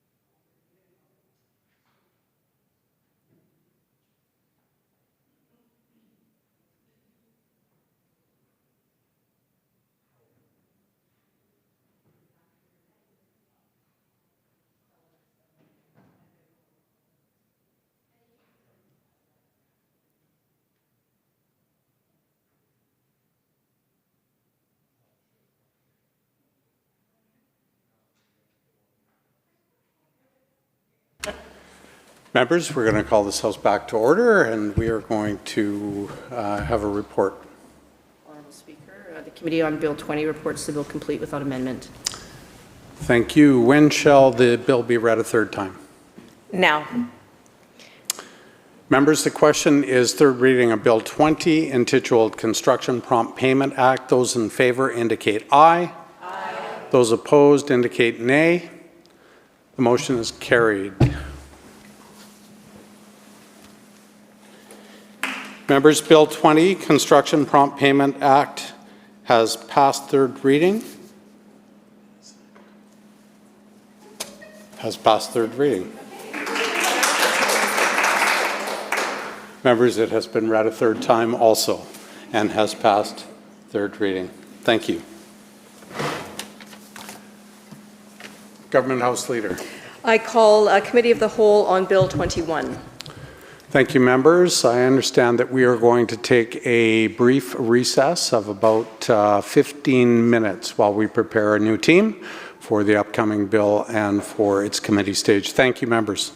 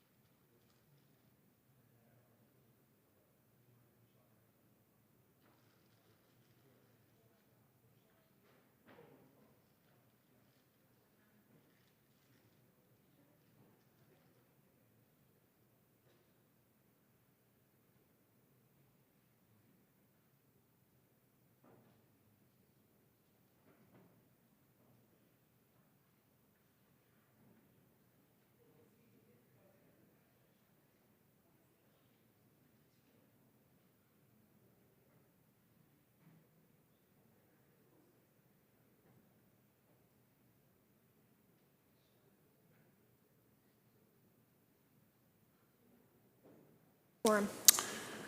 Good afternoon, members. We'll call this House back to order where we are going to contemplate Bill 21. We'll be contemplating clause number 6 at committee stage, but we'll start with an introduction from the Minister. Thank you, Chair. It's with great appreciation that I thank the members of my team that are sitting beside me here today that will be offering me guidance on answering questions. Andrea Buzbuzian, Legal Counsel, Policy and Legislative Division, Justice Services Branch, and Jillian Stewart, Legal Counsel of Legal Services Branch. Thanks. Thank you very much, Attorney General. Now, on Clause 6, Richmond Queensborough. I'd like to start by thanking the Attorney General staff that's here today to help answer the questions. I know a lot of work goes into the legislation, and I, as the critic for Attorney General, is very appreciative of the staff that is putting in the work to kind of let us know and let the public know what these bills are all about. So thank you for being here today and helping out in the process. And also, I thank the Attorney General so I look forward to actually working through this piece of legislation. I know it's been a couple of weeks since we looked at it. And so yeah, with that, I'll start. I believe we're on clause 6.4. Yes, we are, member. 6.4 is under Division 2, property guardianship of children, and the subheading for this 6.4 is circumstances for property guardianship.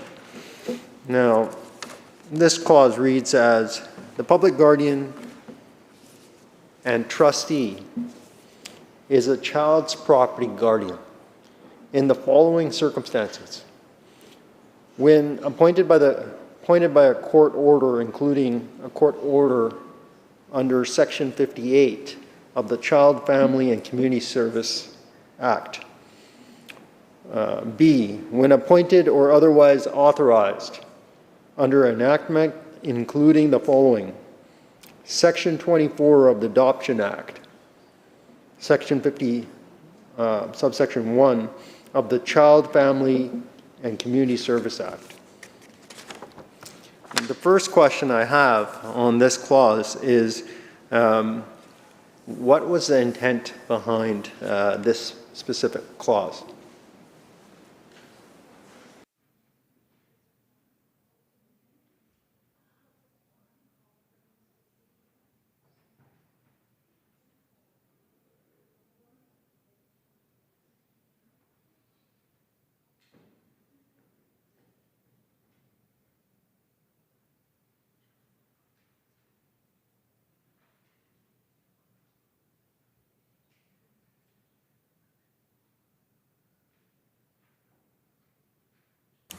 Attorney General.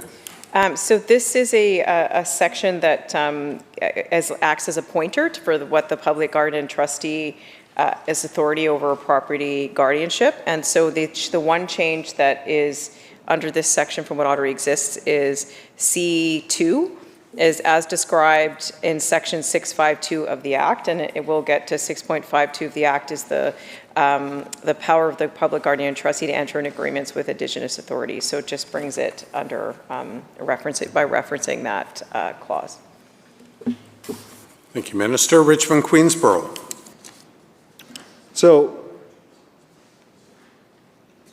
I guess one more specific question is under clause 6.4 subsection D, which refers to when property guardianship in respect of a child results from circumstances described in section 6.6 of this act.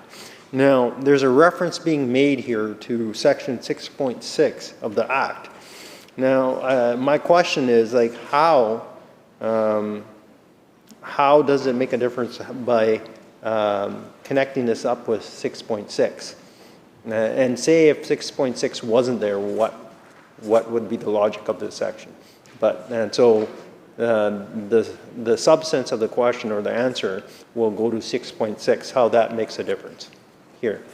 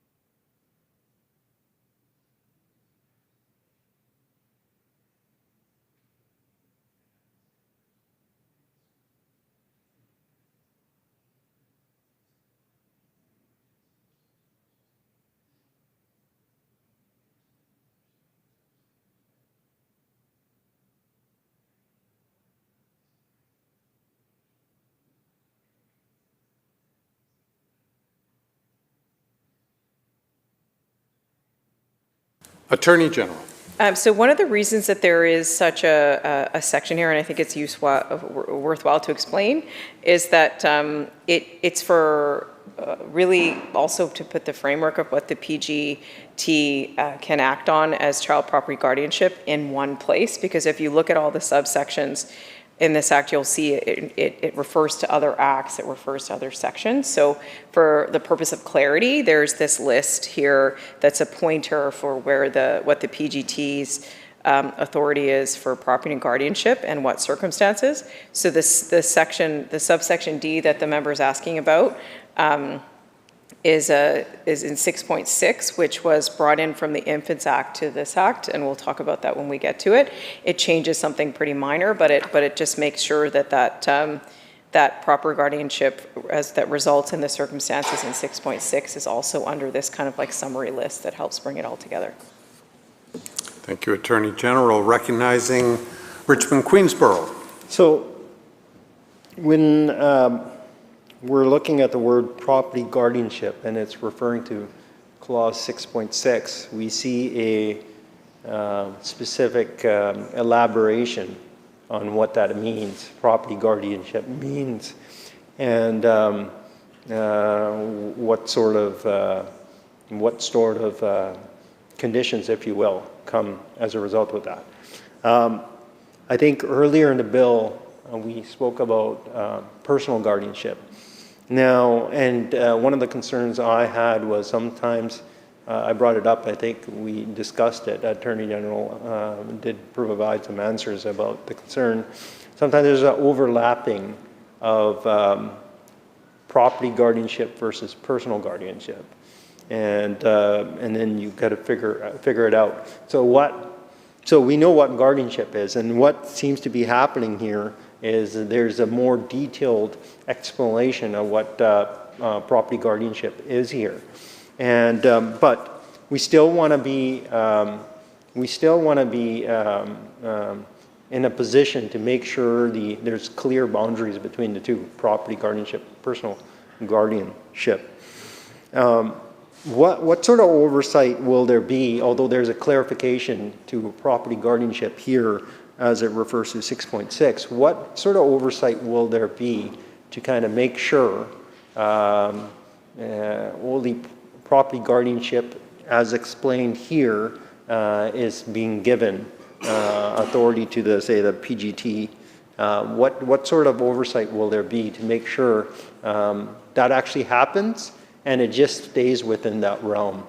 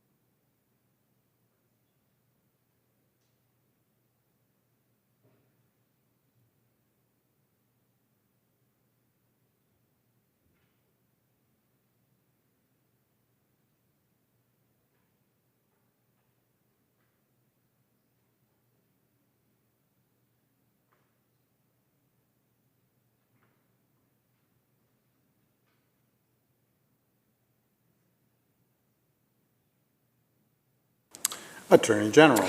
Thank you. So each one of the things that are listed here referring to circumstances is a different scenario and potentially arises from a court order or a decision from another actor that triggers the PGT or sets up a process for the role of the PG to step in as a property guardian. And the PGT is a statutory creature, so their authority is bound in the statute of when they can step in. And in that way, it's very clear the role of the PGT of the province. Thank you, Attorney. Shall Clause 6 pass?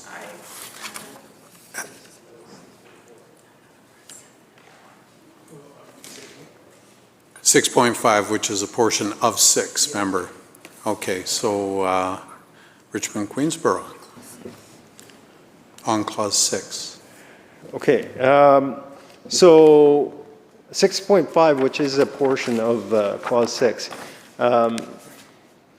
talks about property guardianship by agreement with the Indigenous Authority. So this piece of legislation spent some time to talk about respecting Indigenous customs, traditions, in terms of considering decisions about children as well. And so we see a reference to Indigenous Authority here. So the subheading here states, property guardianship by agreement with Indigenous Authority. This section here states, the public guardian and trustee may, in circumstances other than those set out in 51.1 of the Child, Family and Community Service Act, enter into agreement with the Indigenous Authority in relation to the public guardian and trustee acting as a property guardian for Indigenous children for whom the Indigenous Authority has jurisdiction to provide, and is providing Indigenous child and family services under Indigenous law. If the public guardian and trustee has entered into agreement with an Indigenous Authority under subsection 1, the public guardian and trustee is an Indigenous child's property guardian when, in accordance with the agreement, confirmation is provided in writing by the public guardian and trustee and the Indigenous Authority. So going to this, there seems to be some mechanics here how this section works. Perhaps the Attorney General can take us through this particular section in Clause 6 and say how it works.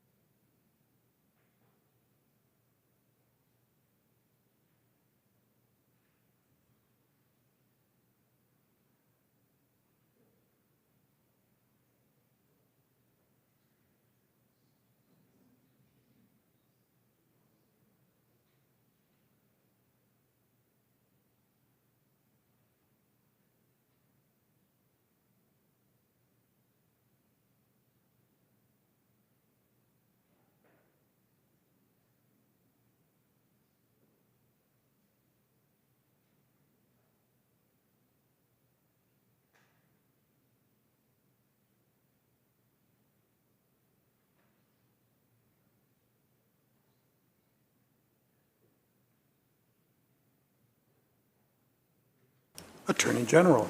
Thank you. So this provision will provide specific authority to the PGT to act as property guardian for the Indigenous child for whom an Indigenous authority has jurisdiction by agreement with an Indigenous authority. So the first section is really about that type of circumstance, is setting up that agreement, and the section 2 is related to a particular child's property. So remember the difference between personal and private, or personal guardianship and property guardianship, which we talked about earlier. Thank you. Attorney Richmond Queensborough. What are the circumstances where there would be concurrent responsibilities in terms of the children's property, being a property guardian under Indigenous authority and the PGT?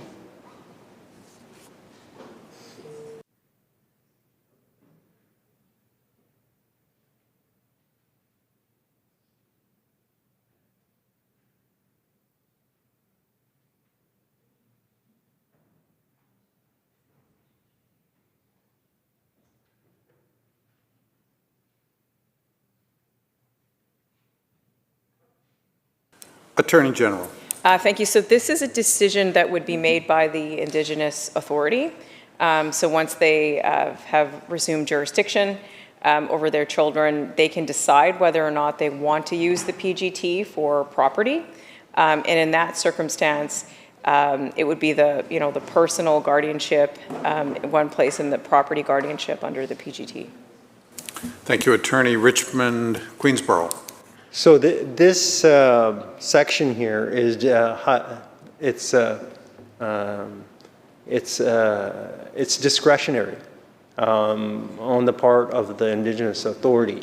So it's not mandatory. So the PGT only gets involved when the Indigenous authority states that they need some help with property guardianship, correct?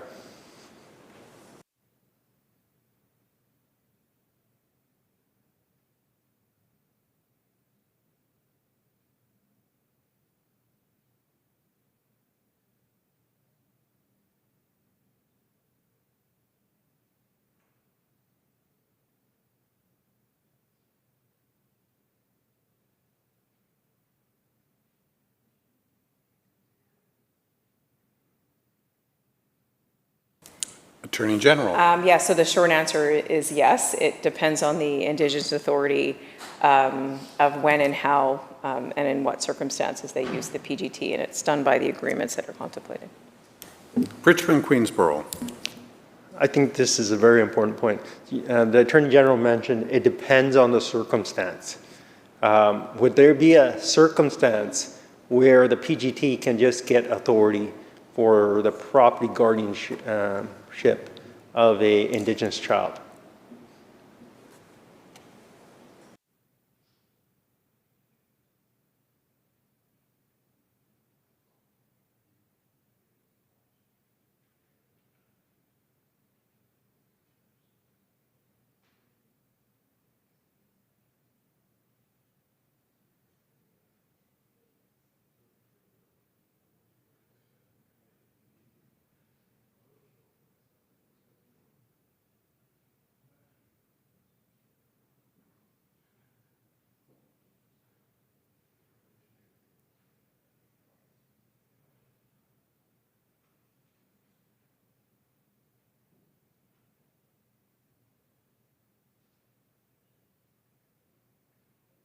Attorney General. Yeah, so I'm told that the PGT is kind of always available in circumstances where they're needed or when nobody's acting, so it's like a default to step in for property guardianship. Richmond Queensborough. But isn't it by default that the Indigenous authority actually gets the guardianship over property? There's always going to be my understanding is there always will be an Indigenous authority. Is my assumption incorrect that there might be circumstances where there may not be an Indigenous authority in the circumstances?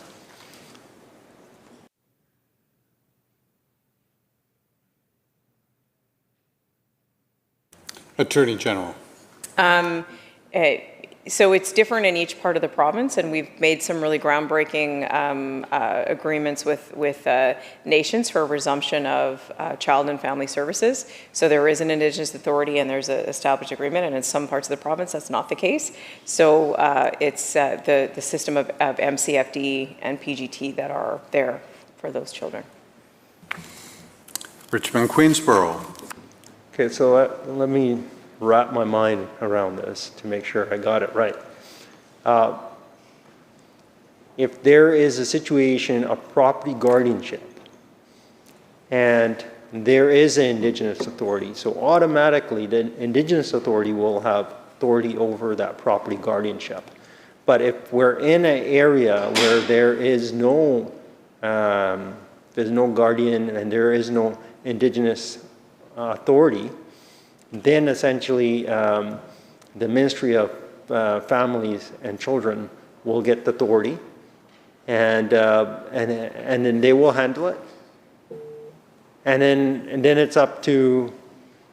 So how does this all kind of? I'm trying to wrap my mind around this.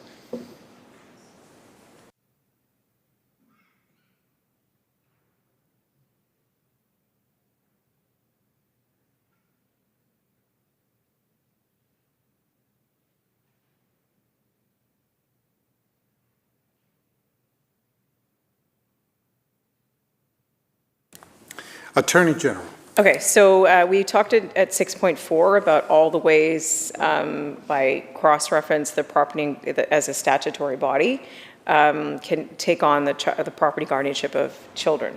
So the circumstances are lifted and they're varied.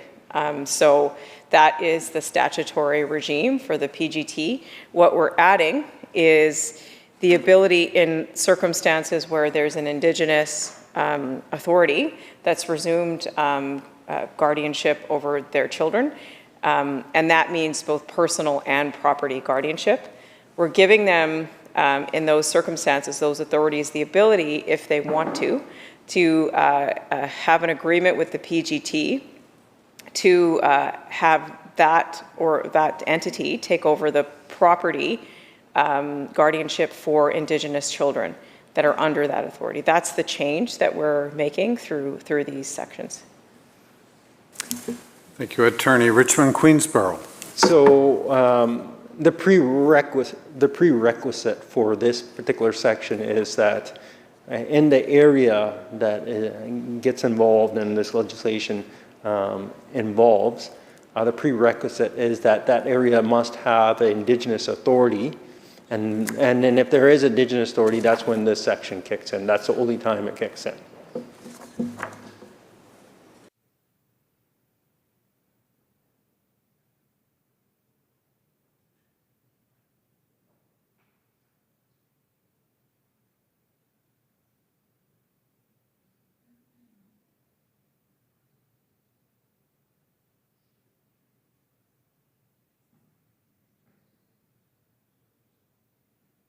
Attorney General. Yes, this section is only related to Indigenous authorities, so in the circumstance where there is one. Richmond Queensborough. So I guess that would take me to understand this section better. We got to kind of figure out when there's Indigenous authorities and when does this apply. So I guess we talked about agreements with Indigenous authorities. Can the Attorney General tell us currently how many Indigenous authorities currently deliver child and family services and that may potentially enter into agreements under this section? How many of those?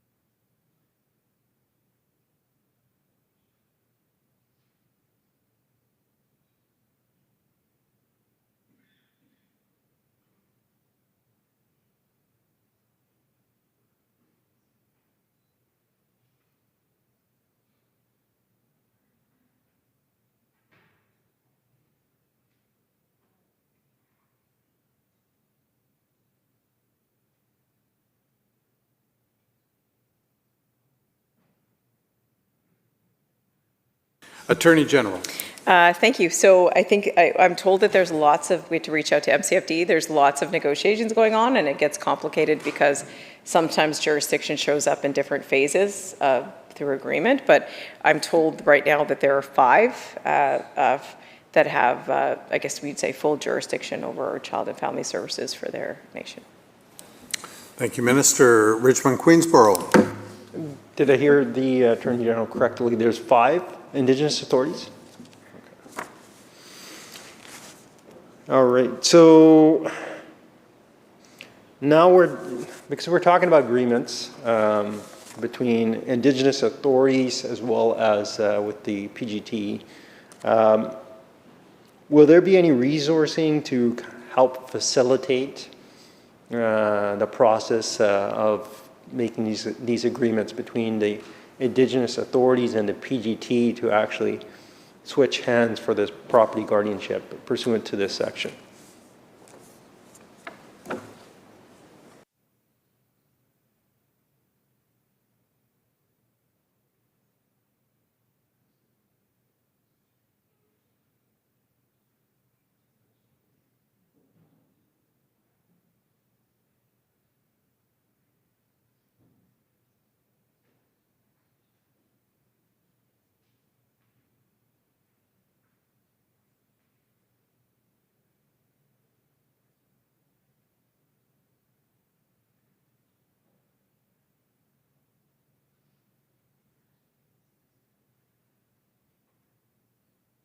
Attorney General. Thank you. So we can look at this as kind of a resource support for Indigenous authorities. So as if they want to use the services of the PGT for property guardianship, then they can do so by virtue of this legislation if it passes. And so the PGT is a self-funded organization. They run through, I think, fees for service type models. So, and I know from meetings I've had with the PGT, they've been reaching out to Indigenous authorities, and they would take on the work of who's interested in setting up these types of agreements. Thank you, Minister. Richmond Queensborough. So in the next section in this clause, just before that, there's a title, property guardianship if no other guardian or if guardian is dead, refuses or is incompetent to act. And then the section under this clause, 6.6, 1, well, let's just read 6.6 in its entirety. Unless otherwise ordered by the court under subsection 2, the public guardian and trustee is the child's property guardian. As circumstance require, when a child has no other guardian responsible for legal and financial interests, or if the guardian appointed for that purpose is dead, refuses, or is incompetent at law to act. Subsection 2, in the case of a property guardianship described in subsection 1, if there is a dispute or any uncertainty as to whether the public guardian and trustee is or is not the property guardian in respect of a child, the court may make an order declaring whether or not the public guardian and trustee is the property guardian of the child on application by the public guardian and trustee or a parent or guardian of a child. Subsection 3, the fact in respect of a child, the public guardian and trustee does not apply to the court for a declaration, does not, subsection A, does not affect the authority of a public guardian and trustee as a child's property guardian and is not evidence that the public guardian and trustee is not the child's property guardian. So this is a section, perhaps it's a long section here, perhaps the Attorney General can explain the intent behind it.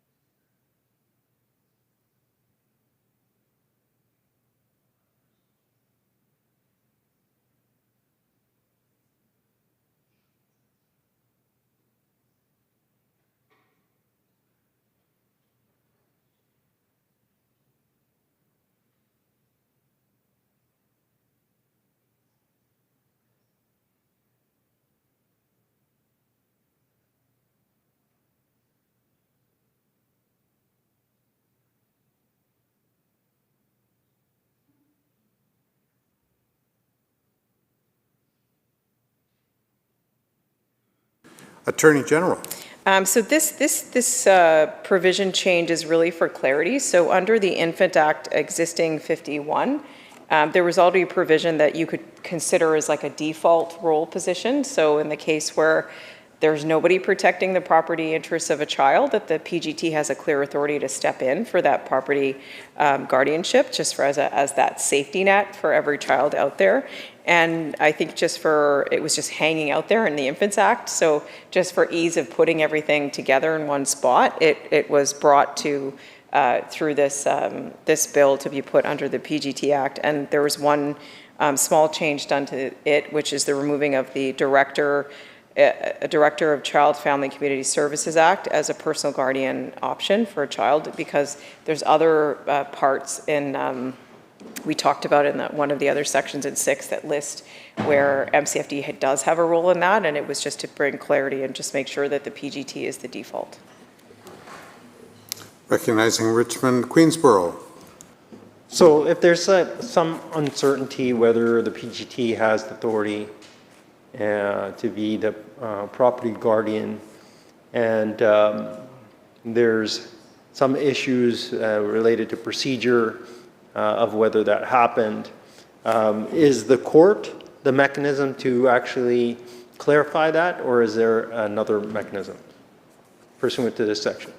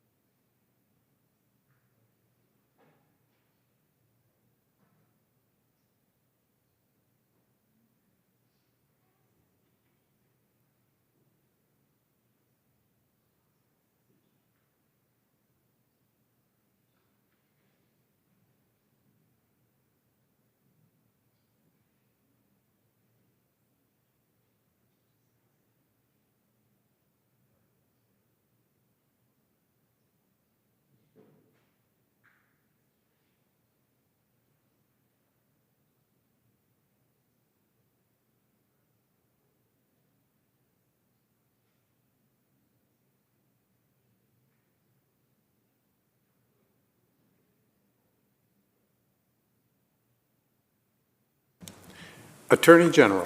So some of the other amendments in this provide real clarity in the case of uncertainty related to it. So there you can see in that provision that the public guardian trustee can make an application to a court it can be made either by the PGT or a parent or guardian of the child in the case that there's any uncertainty related to who the property guardian is for that child, and that helps to clarify the pathway. Thank you, Attorney. Richmond, Queensborough. I guess my question should have been, is that the exhaustive method of clearing up that uncertainty? And is that the only option to clear up the uncertainty would be to go to court? Or is there another option here?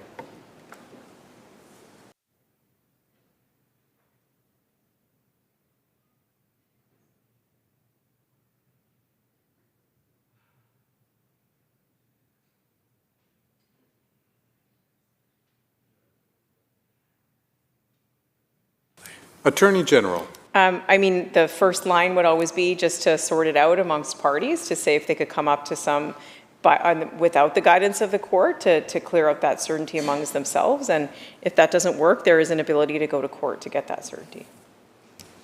Richmond, Queensborough. And if there are uncertainties and the parties have to go to court, say, for example, there's a parent and there's a PGT, and who ultimately will have to be responsible for the cost of that? Because a child is involved, and the parent may be trying to look out for the interests of their child, and but there is some uncertainty in the situation. Who would pay for that cost ultimately?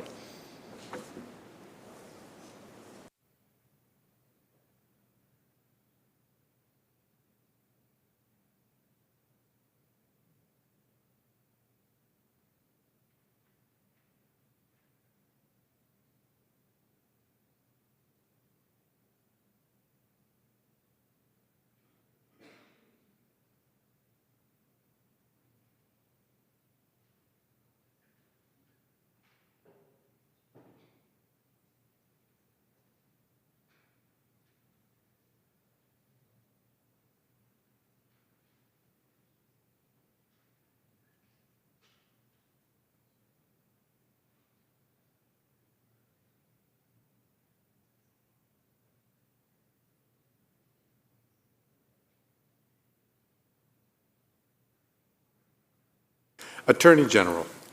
This is a pretty extraordinary circumstance that this would be but necessary to put in case there's any uncertainty, and it's always in the jurisdiction of a court for like costs. So if I were a party that felt particularly aggrieved that I had to go to court to clear up certainty, then I would certainly make sure I ask the court for costs to cover my my expenses there. If it's the PGT that goes to clarify that certainty, and I mentioned before that's a self-funded organization that would be there in the interest of that child. Thank you, Attorney. Richmond Queensborough. So the next section within Clause 6 here is 6.7. And the subheading is powers, duties, functions when property guardian for children. And then 6.7 reads, for the record, subsection 1, when the public guardian trustee is the child's property guardian, the public guardian and trustee has the powers, duties, and functions under this Act and any other applicable enactment in respect of property guardianship. Subsection 2, the powers, duties, and functions of the public guardian and trustee under subsection 1 include, with respect to a child, subsection A, authority with respect to the following responsibilities listed as parental responsibilities in section 41, subsection K of the Family Law Act. Subsection Roman numeral 1, starting, defending, compromising, or settling any proceeding relating to the child.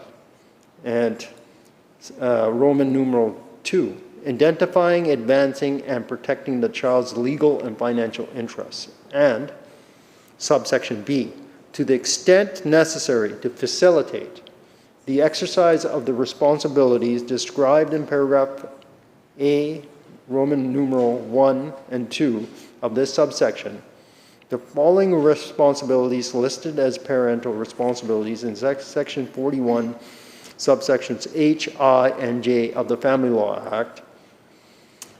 Roman numeral 1, giving, refusing, or withdrawing consent for the child. If consent is required, Roman numeral 2, receiving and responding to any notice that a parent or guardian is entitled or required by law to receive. Roman numeral 3, requesting and receiving from third parties help, education, or other information respecting the child. And then further, subsection 3, for certainty this section does not affect the powers, duties, or functions of a child's personal guardian.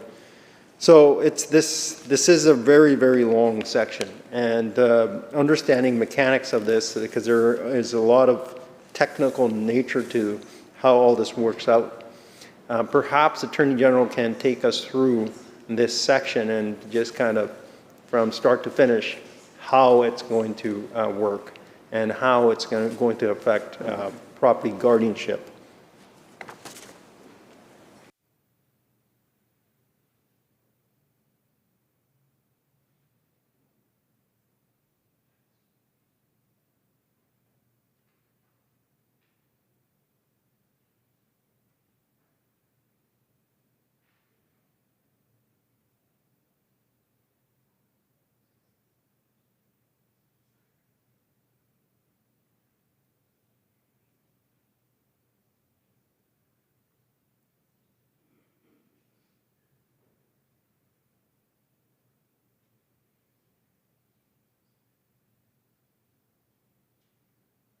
Attorney General.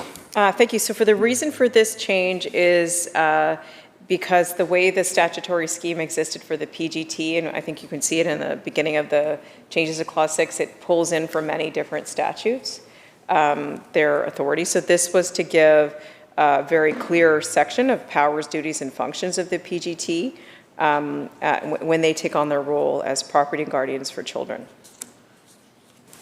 Thank you, Attorney. Richmond Queensborough.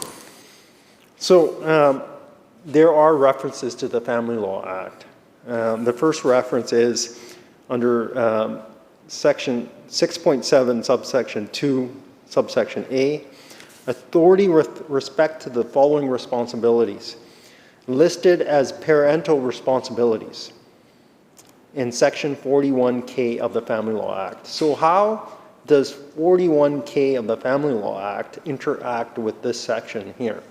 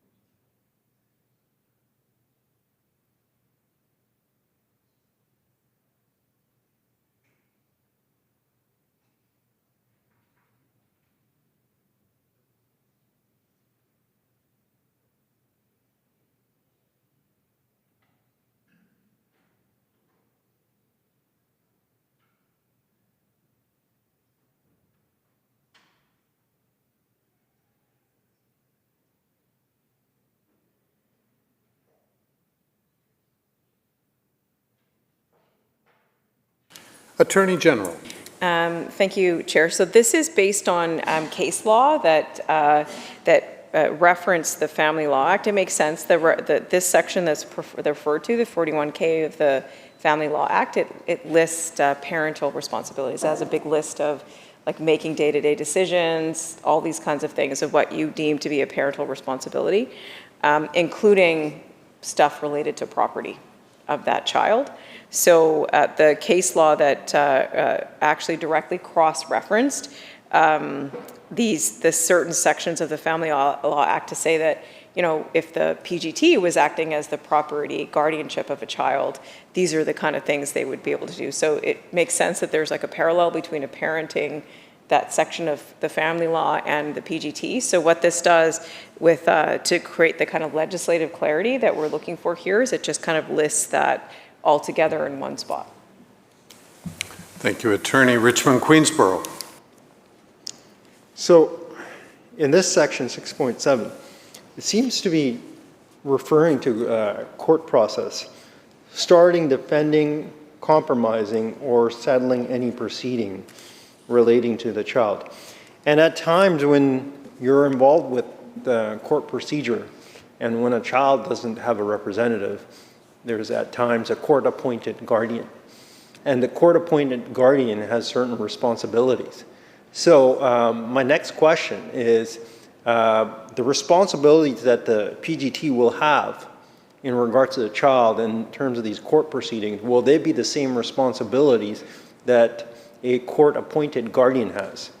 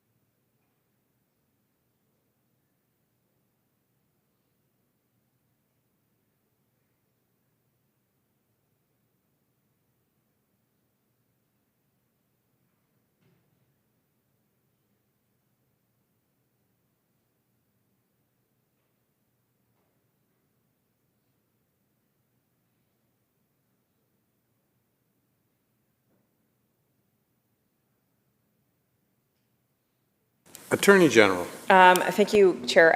I'm afraid I'm going to have to ask for more assistance in the question as we're sorting through an answer.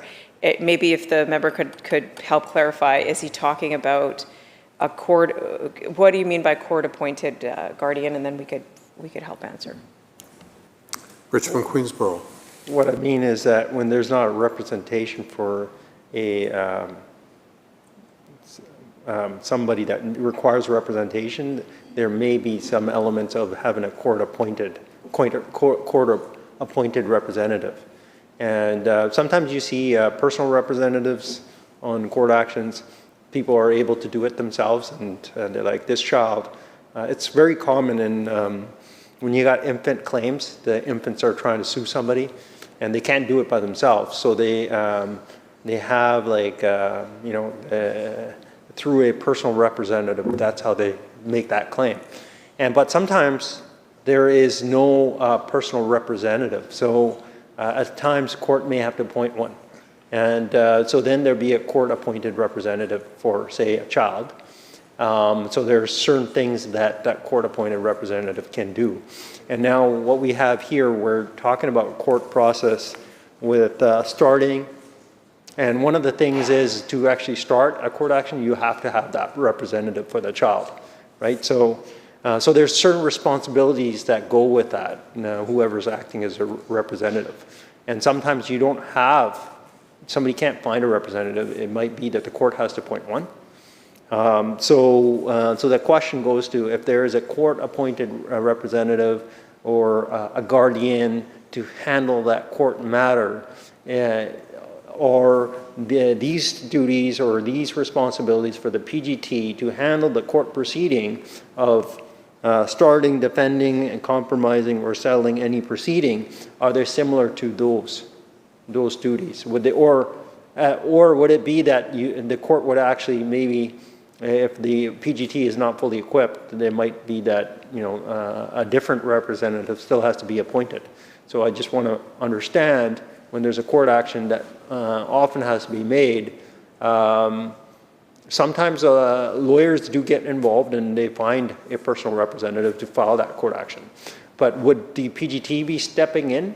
Because I have actually seen many cases where the PGT is involved and they just try to get approval, and then there's a legal counsel on the file and they're being guided by a personal guardian, but personal guardian can also be created through the court as well. So, and then there's specific duties that those personal guardians, or let's just say there could be a court-appointed guardian too, that they have to run the court action.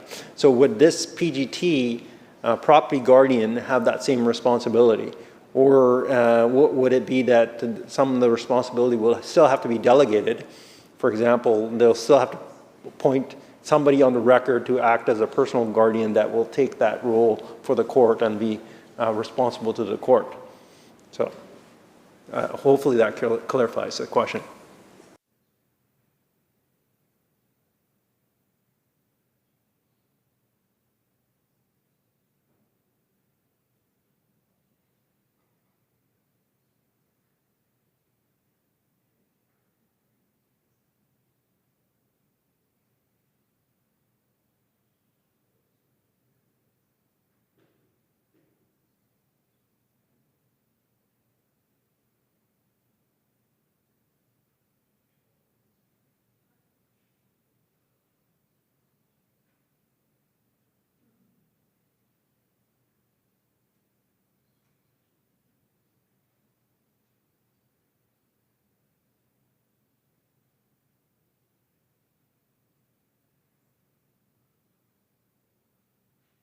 Attorney General. Thank you. So I think this will help clarify the way this would show up in the scenario provided. So if the PGT is the property guardian, so you have a scenario where a lot of these provisions are kicked in, and the duties and functions here are, they would also be the litigation representative. So those roles go together. I think that hopefully that helps to clarify the question. Thank you, Attorney. Richmond Queensborough. That really clarifies, because this is talking about essentially a court proceeding, and is saying that the PGT has that role to start it, and usually who has that role is the litigation guardian.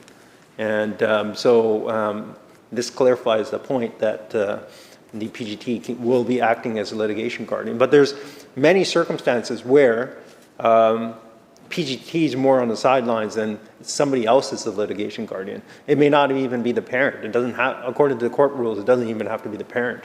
It could be like a grandparent or somebody that's willing to take the responsibility. So it's important when you have a section like this, how is it going to work, right? It's important. So next question I have on this particular section is, now we're talking about like a litigation proceeding here. Well, at least that's my assumption. I guess I'll get that clarified. But so it says starting. What does it mean by starting a proceeding? Like starting what? Attorney General. Thank you. That's just the ordinary meaning of the word, so starting a proceeding. Richmond Queensborough. So would that be starting, say, it could be like filing a notice of a claim, it could be a petition, it could be, I don't know, just a application. It's any type of proceeding, whether originating or interlocutory, it applies to everything across the board, correct?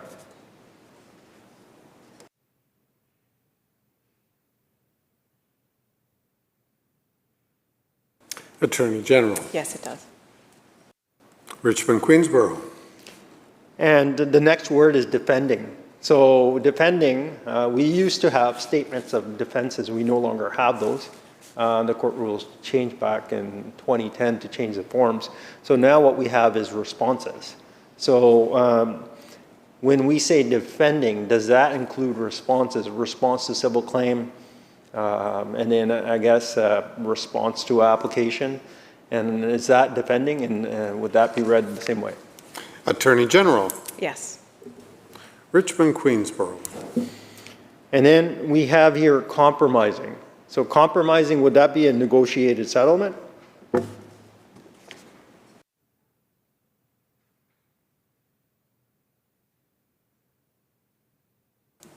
Attorney General. Yes. Richmond, Queensborough. And then it states any proceeding. So now we're talking about court, but there may be other forms as well, in addition to, say, the court. There could be a tribunal or something that has some property rights. For example, there could be a residential tenancy branch. There could be some other board that you may have to go after to actually enforce some of the rights in regards to the property. So does this proceed to include all proceedings, or is this just court-related? Attorney General. Yes. Richmond, Queensborough. And then the next part of this goes to identifying, advancing, and protecting the child's legal and financial interests. So is that just the literal meaning of it, just whatever those interests are for the property guardian to be able to advance those? And why is it separated from, say, Roman numeral 1? Why not just have just one clause that just says, if that is the case, like just to protect the interest, why can't you just say, not have starting, defending, compromising, and settling any proceeding relating to the child? Why don't you just refer to identifying, advancing, protecting the child's legal financial interest and just have authority as a result of that? Why is there a distinction with the Roman numeral 1 and 2?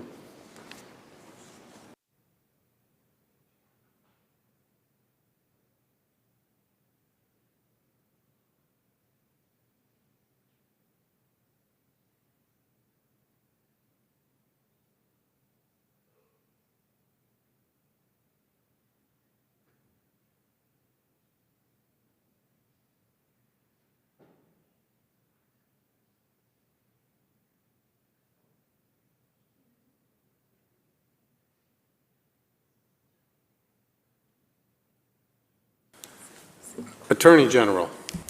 Thank you. So those are subsections those subsections are found in the Family Law Act, and I mentioned that we cross-referenced those specifically because of the case law that referenced them, and they read a little bit different too, just on how what they're meant to capture, I think. So subs 2 is broader. Thank you, Attorney. Richmond, Queensborough. Okay, so now just going to subsection B, we talked about 41K of the Family Law Act. Now this one talks about 41H, I, and J of the Family Law Act in subsection B, refers to parental responsibilities. How does these subsections of the Family Law Act relate to this provision here, listed here?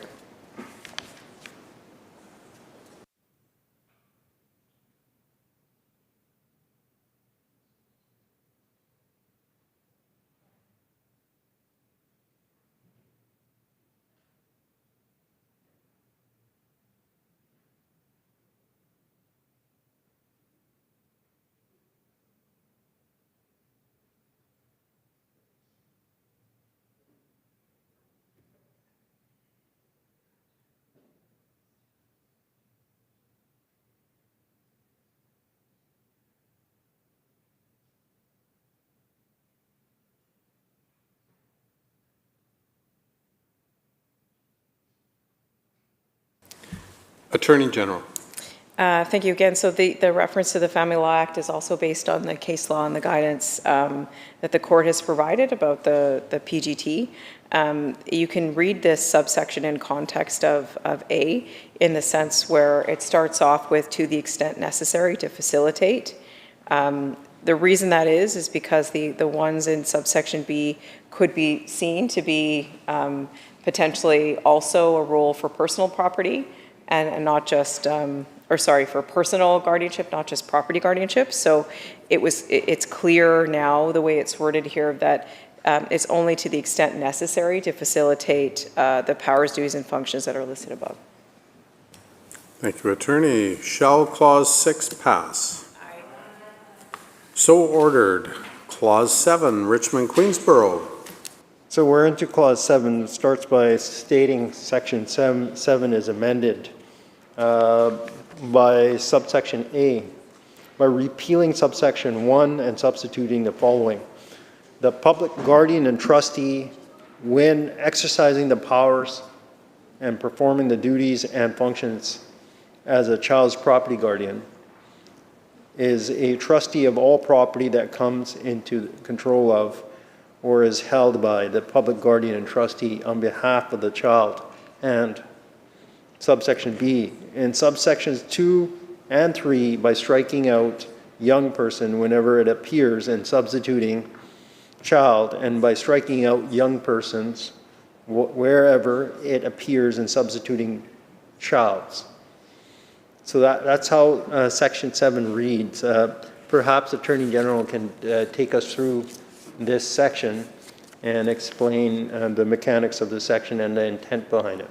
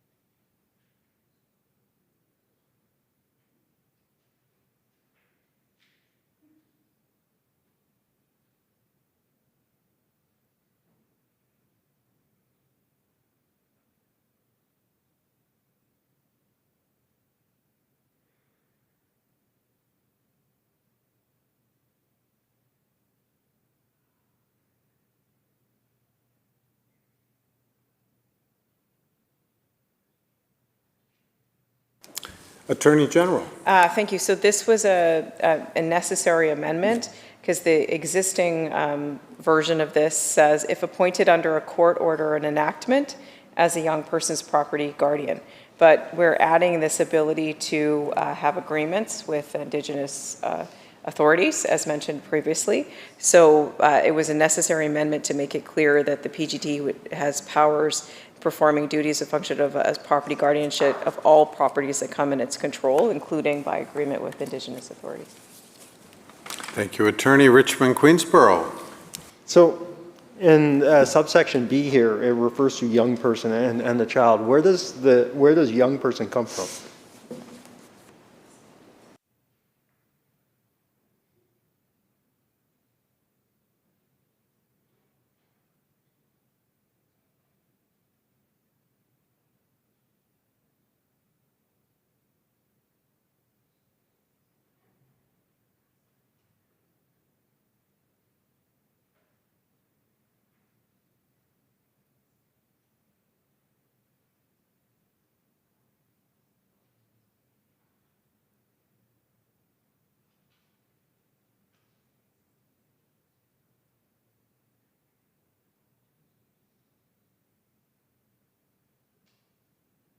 Attorney General.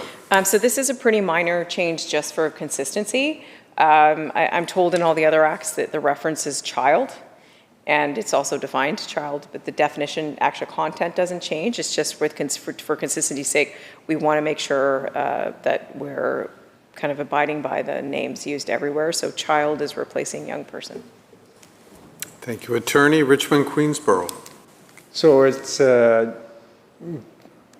essentially has no meaning behind actually changing this. It's just to make language more consistently. There's no rights that are affected. There are no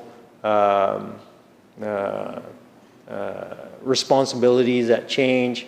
Nothing gets affected. Attorney General. Yes. Richmond, Queensborough. I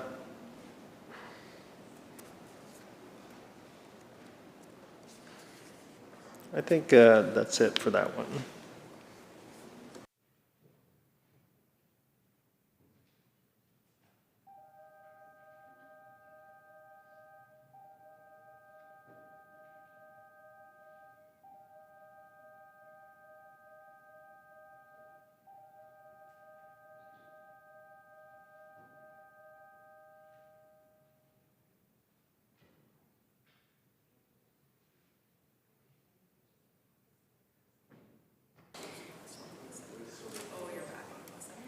On Clause 7, member for Richmond, Queensborough. Yeah. So it doesn't affect any responsibilities, but is there any sort of transitional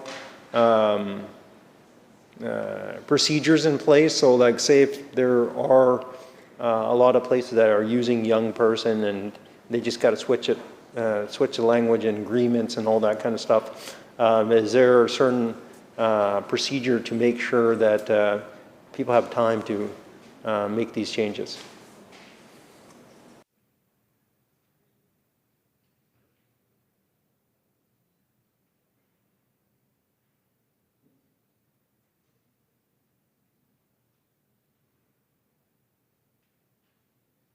Attorney General. So there's absolutely no change in the powers or meaning or definition. It's just, and I'm sure that we wouldn't do this amendment had we not been opening up the Act to do more substantive changes, like with the Indigenous authorities. So it's just a matter of doing this because we are amending it. Shall Clause 7 pass? Aye. So ordered. On Clause 8, Richmond, Queensborough. So sections, clause 8 essentially takes out section 7.1, repeals it in the original act. Can the Attorney General explain why we're removing section 7.1?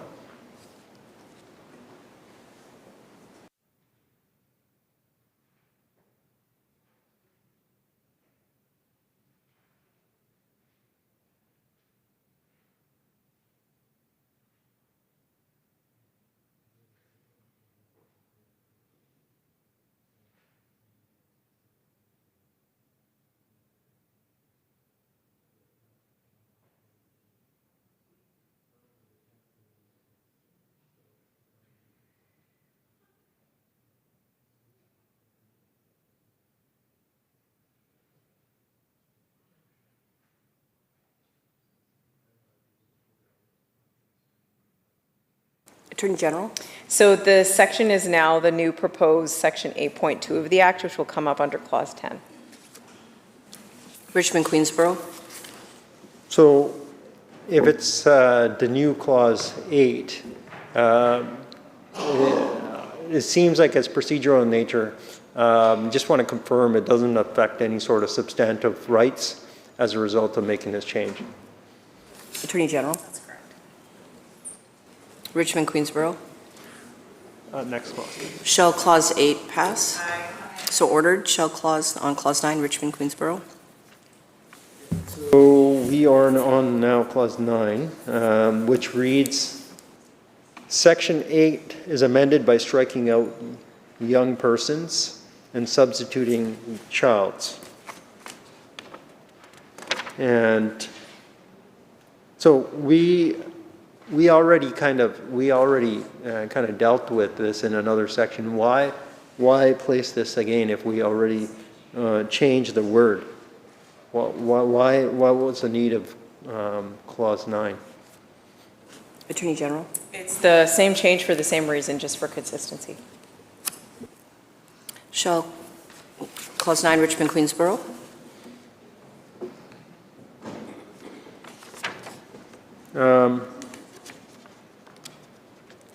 And then once these changes are made, will there, sometimes there's other statutes still hanging out there that are using the old terminology, maybe not in the PGT Act. Is there any circumstances that the Attorney General's Department can think that some other legislation is still using young person whereas now this legislation is going to be using child. Attorney General? Chair, I don't think that that's a relevant question to this clause. I can't get you an answer to search all statutes to say where young person is made, and I would say that that would probably be not applicable to this. What I can say is the only reason these changes are happening, these types of changes, are because we were opening up this act anyway for other more substantive changes, and then the drafters and the policy team decided we should change young person to child just to be more consistent. Shall Clause 9 pass? Aye. So ordered. Clause 10, Richmond, Queensborough. So Clause 10 is actually a very lengthy one. It deals with Section 8, and it's a couple of pages here, actually. So the first one, the first section under Clause 10 is 8.1, and the subheading is Powers of Maintenance and Education. It reads as if the public guardian and trustee is the property guardian of a child, the public guardian and trustee may, for any money or other property of the child held by the public guardian and trustee or to the public guardian trustee's account, exercise for the benefit of the child the powers conferred on trustees by Section 24 of the Trustee Act, and without obtaining leave of the court by Section 25 of that Act. Now, perhaps the Attorney General can take us through this particular section in this clause. Attorney General? Thank you. So for this clause 8.1, there's no substantive change at all to this section. It is found, again, like a previous clause in this bill. It's found in the Infant Act, and just for consistency, we've moved this from that to this act. Richmond, Queensborough? Chair, I see that we don't have quorum in the House right now. Is that an issue?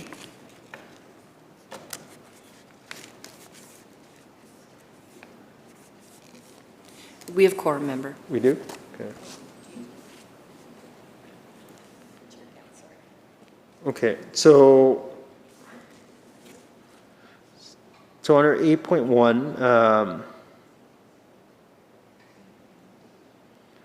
how will the PGT ensure that exercising these trust powers aligns with the child's best interest and with the Indigenous law considerations for Indigenous children?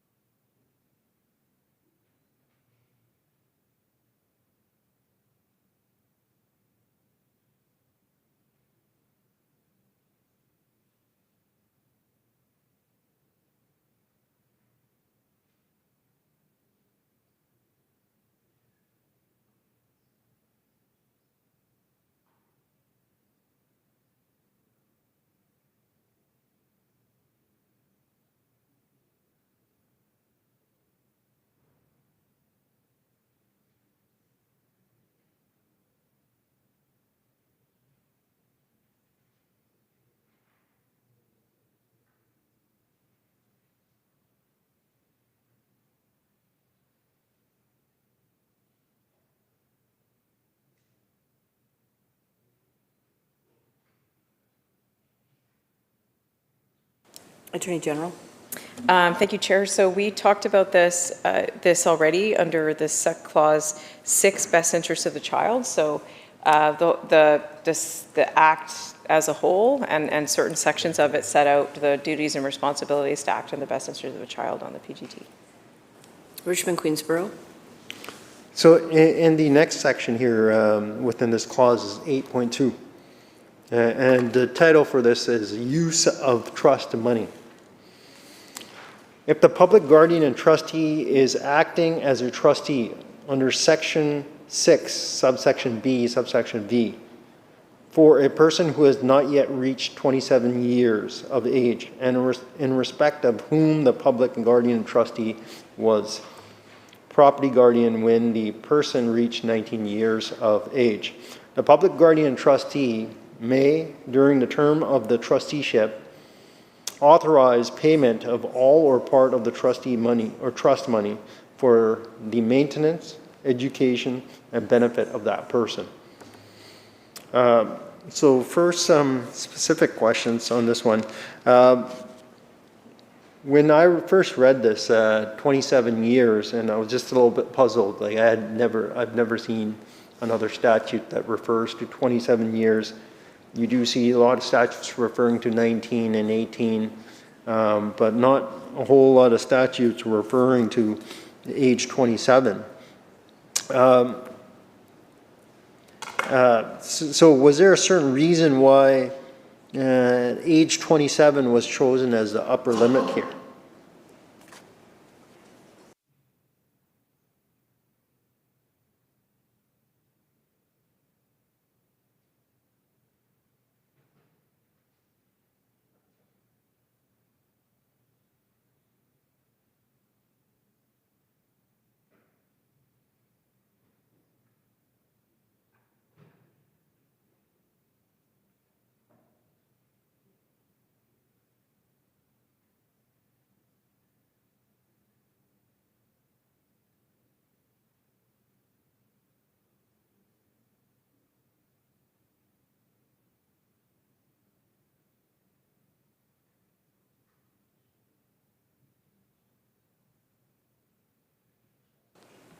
Attorney General?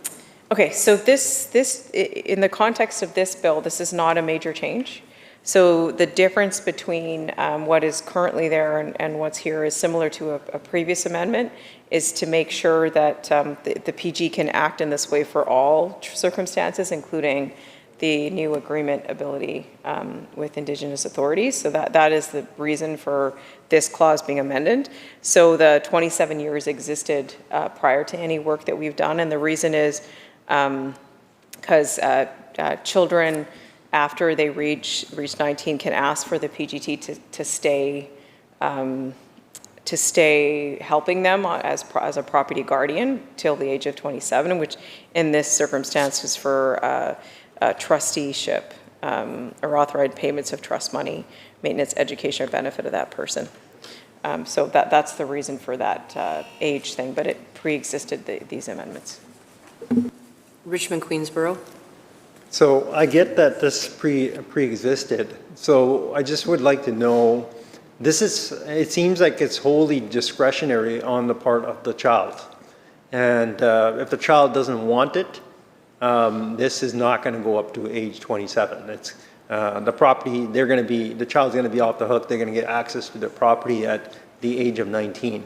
This is only if the child says, hey, I reached 19 and I want all my property, I can actually take it all. But if by choice, I want you to still manage it for another 8 years, that can happen. But there will be nothing stopping the child from just taking their property and handling it on their own once they hit 19, correct?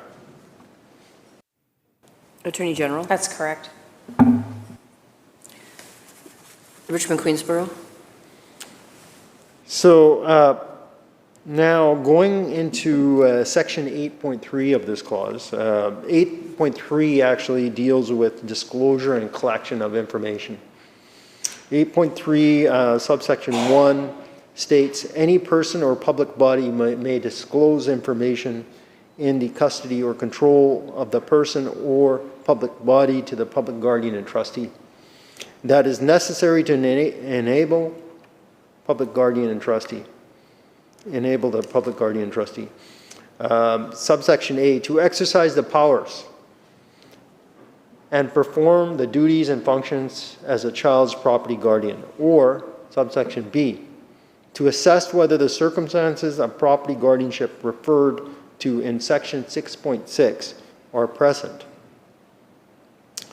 And then, so I guess perhaps if the Attorney General can just explain the first part of this section, and then we can go into the next subsection after that.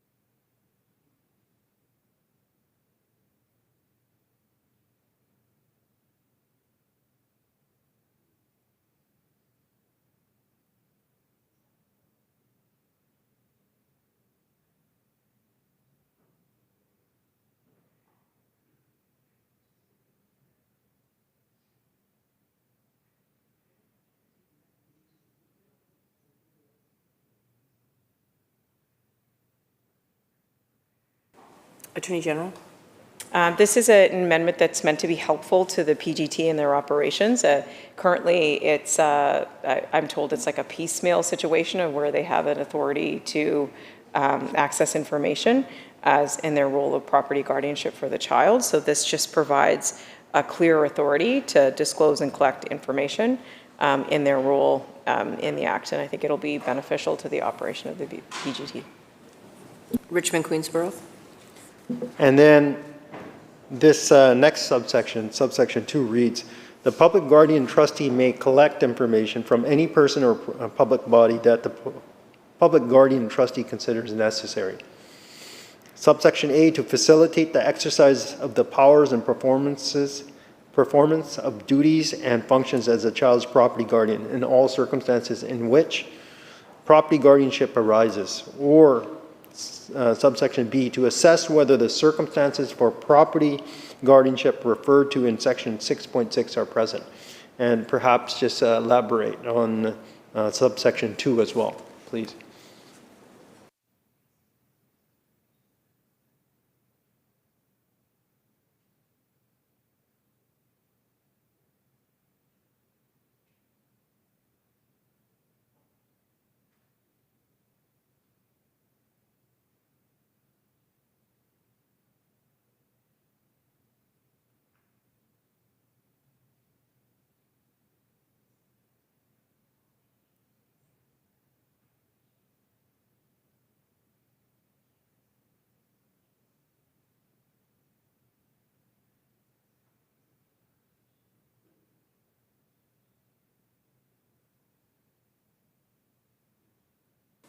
Attorney General?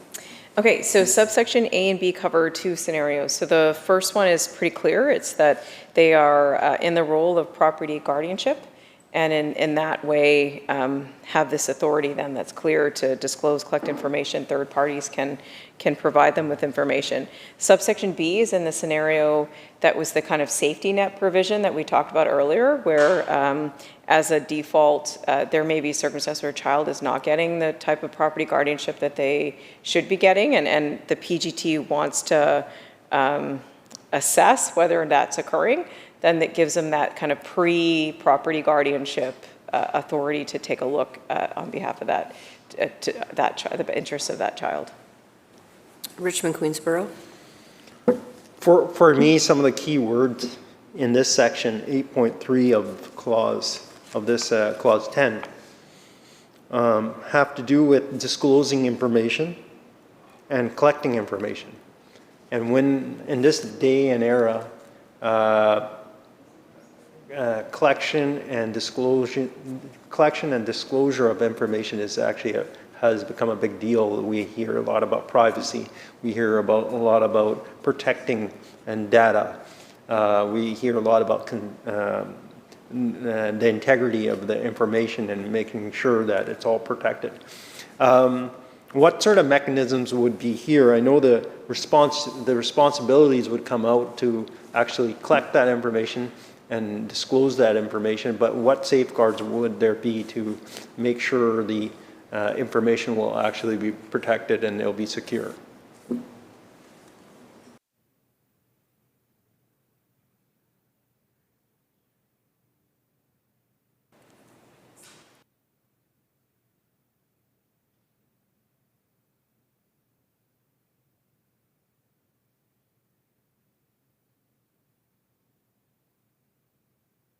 Attorney General? Thank you. So as a public body, the PGT would have all of the legislative responsibilities and oversight that other public bodies have with FOIPA and the Privacy Commission and all those safeguards that are offered to British Columbians in the fact of collecting very personal information. And the other side of that is the confidence that we have that the PGT has been operating for many years with very sensitive information that they collect on behalf of children that are very vulnerable, and they do so in a way that respects the privacy and the interests of that child. Richmond, Queensborough? This is indeed a very important section because there is a lot of confidential information that even is involved with like property. if you're doing a proceeding and you're seeking compensation, there might be like medical records that are disclosed or collected that may have a lot of personal information of a child. So it's very important that there are those safeguards to protect that kind of data, especially even more so because we're dealing with children.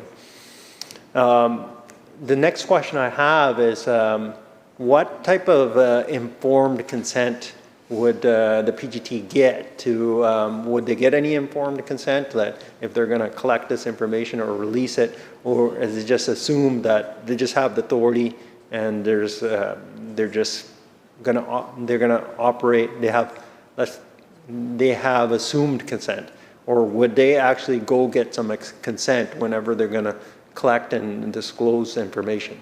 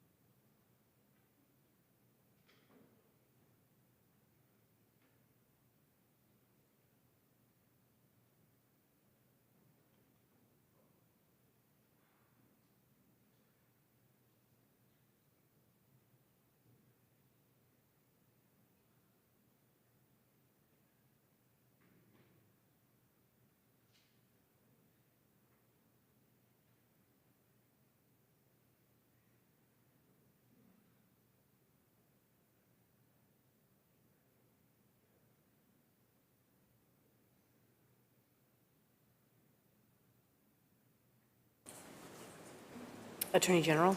Thank you. So there's no legal requirement for a consent because they've taken the role as property guardianship, as long as they're operating off, obviously, within their consent and authorities and duties, and that whole section of best interests of the child, then the provisions here about disclosure and collection of information could be done without consent. I do think that there's a requirement for medical evidence or records, that if a child's over 12, that they consent for that. But other than that, I think that's not required. Richmond Queensborough?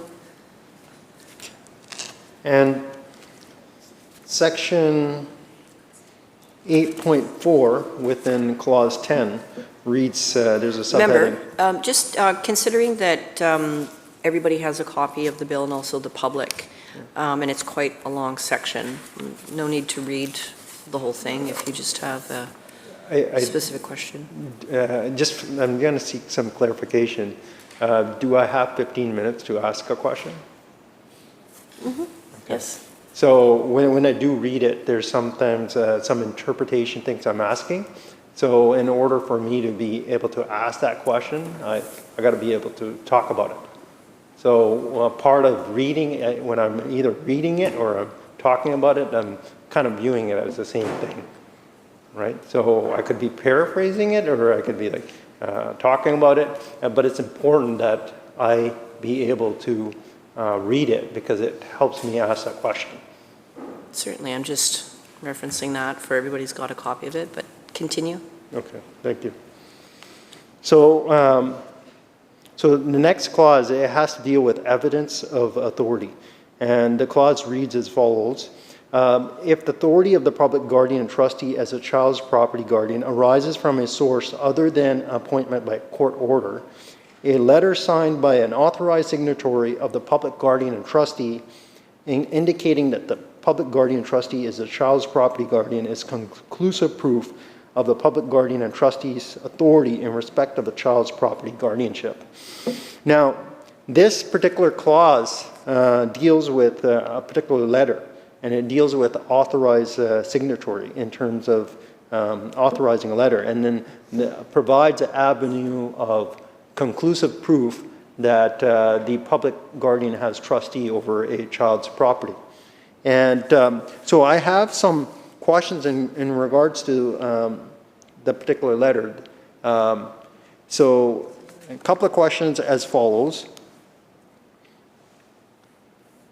Would there be, because it is a letter, and I assume there'll probably be like a digital signature on this letter, and will there be proper oversight to make sure that it goes out properly? And that there is a proper oversight, because this is going to, the rest of it talks about getting authority through a court order and getting authority through the legislation. But then in this circumstance, we have a letter. And a lot of times when we see letters from government officials, a lot of them have electronic signatures. And sometimes those are authorized through staff. And so we want to make sure that when these letters are going to go out, and because authority is going to be conclusive proof, that letter actually gives authority to everybody else that the property guardianship lies with the PGT. Are there going to be any safeguards and oversight to kind of protect that and make sure there's that process is integral part and there's no issues and nothing falls through the cracks?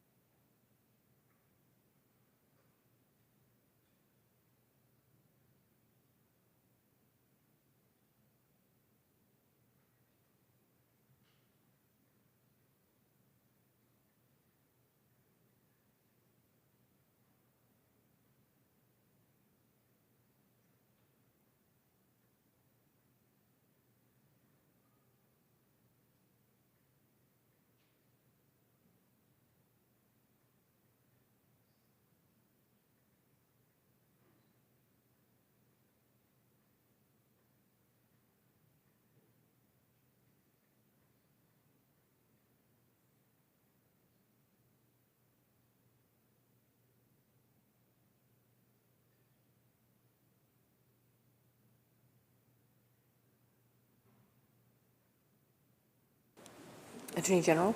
Thank you. So the purpose of this is to remedy a situation that causes a lot of, I guess, problems for the PGT right now, is if their authority, as mentioned in the different circumstances, that they can take over as property guardian of a minor, and it's not based on a court order, that third parties rightly require something that shows them that, and sometimes it's hard for the PGT to piece together the different ways to show that. So this just gives them that there can be an official a letter by an authorized signatory of the PGT, so they can use that as their authorization to get to evidence to third parties that they are the property guardian of that minor. And I'm told by PGT that they have checks and balances that are built into their process that are strictly controlling the e-signature and who has access to it, and then executive approval before any such letter comes out, and or sign off on it, and a limited ability to access the signature and the ability to make such a letter if once this bill is passed. Richmond Queensborough? So just a follow-up question in regards to 8.4 this section, in regards to the letter which would be signed by the authorized signatory. Because it's going to be conclusive proof that the PGT has authority, there might be other parties outside that look at that and they may think that's not right, or they may want to challenge that. For example, the child's family or guardian, current guardian from whom this authority is going to be taken from. Does the Attorney General's Department foresee any risk of challenge by a child's guardian or family coming, or any risk of that coming as a result of now creating a procedure that this is conclusive proof, a letter comes out, PGT has the authority? Has the Attorney General's Department turned their minds to that?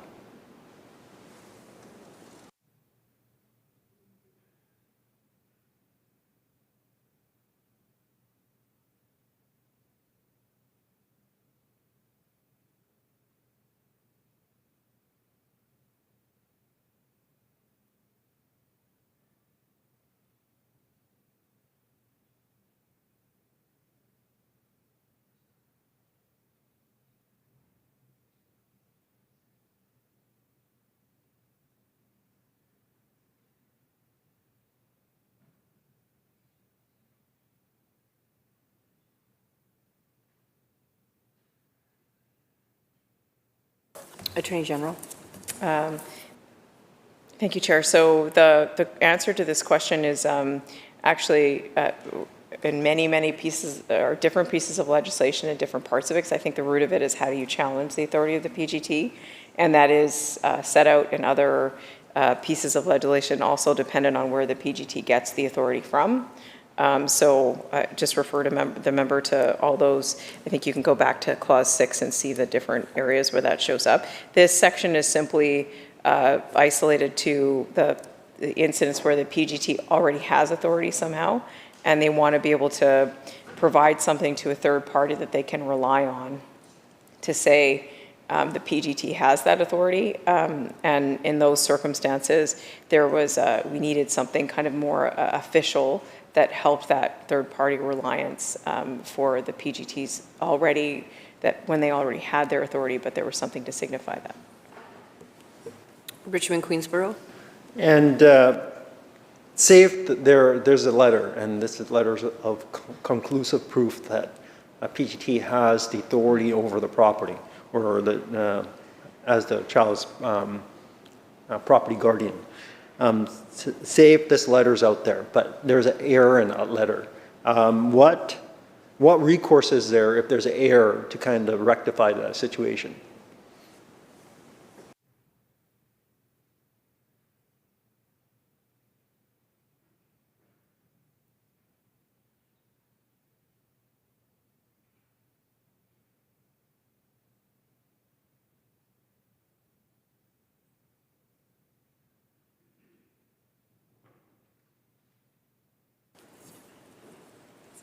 Attorney General? So I talked earlier about all the checks and balances that I'm told the PGT has, including executive sign-off for these kind of things. So there's an internal controls to prevent the error of such an error. If it was sent up, we were trying to think about like what the contents of the letter would likely be, some way to identify the child, where the source of that authority is for the guardianship, and what property they're asking questions about or whatever. So I'm sure if there was an error, there would probably be a communication between the third party and the PGT to try to rectify that if it was something related to an information or misspelling or something like that. Richmond, Queensborough? So in section 8.5 of clause 10, we start getting into when property guardianship terminates. And the section reads, property guardianship in respect of a child terminates on the earliest of the following as applicable. Subsection A, in accordance with the court order, so it can terminate with in accordance of the court order. Subsection B, when a court order declares that the public guardian trustee is not the property guardian of the child.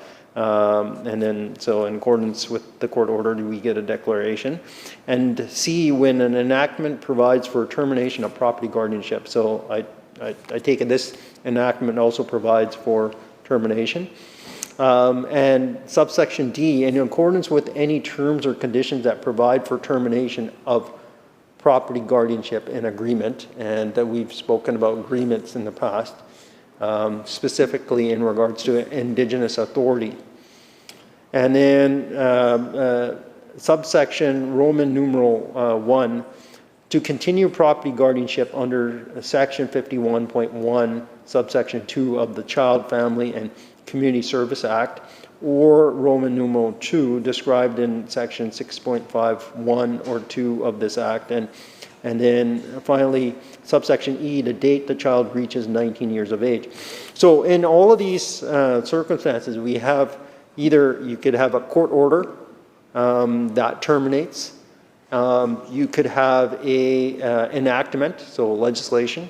You could have an agreement, and or you just go to the age of 19. But what's important here is that there's an end in sight, and when an end is in sight, there's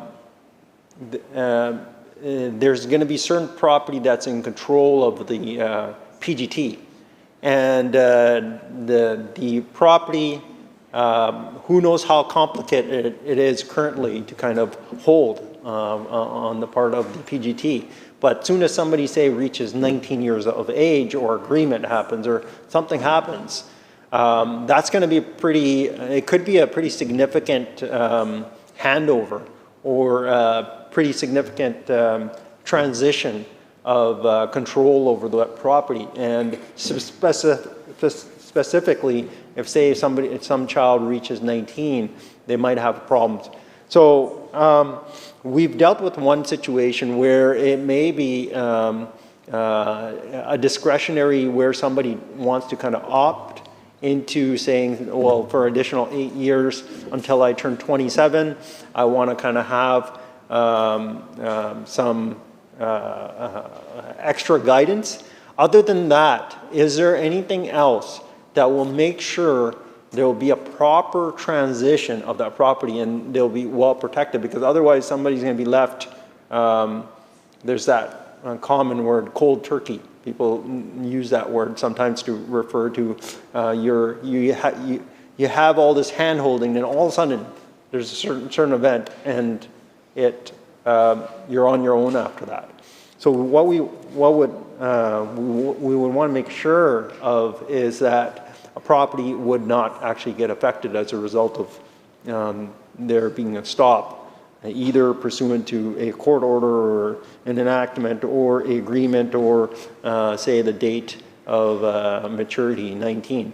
So is there something in place?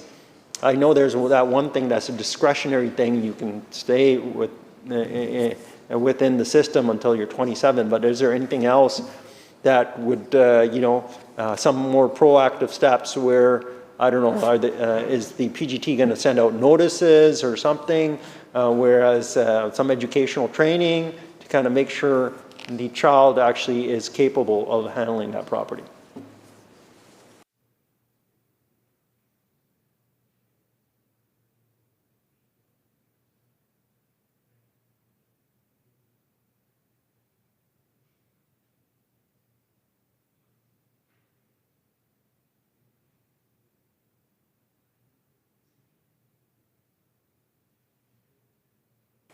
Attorney General?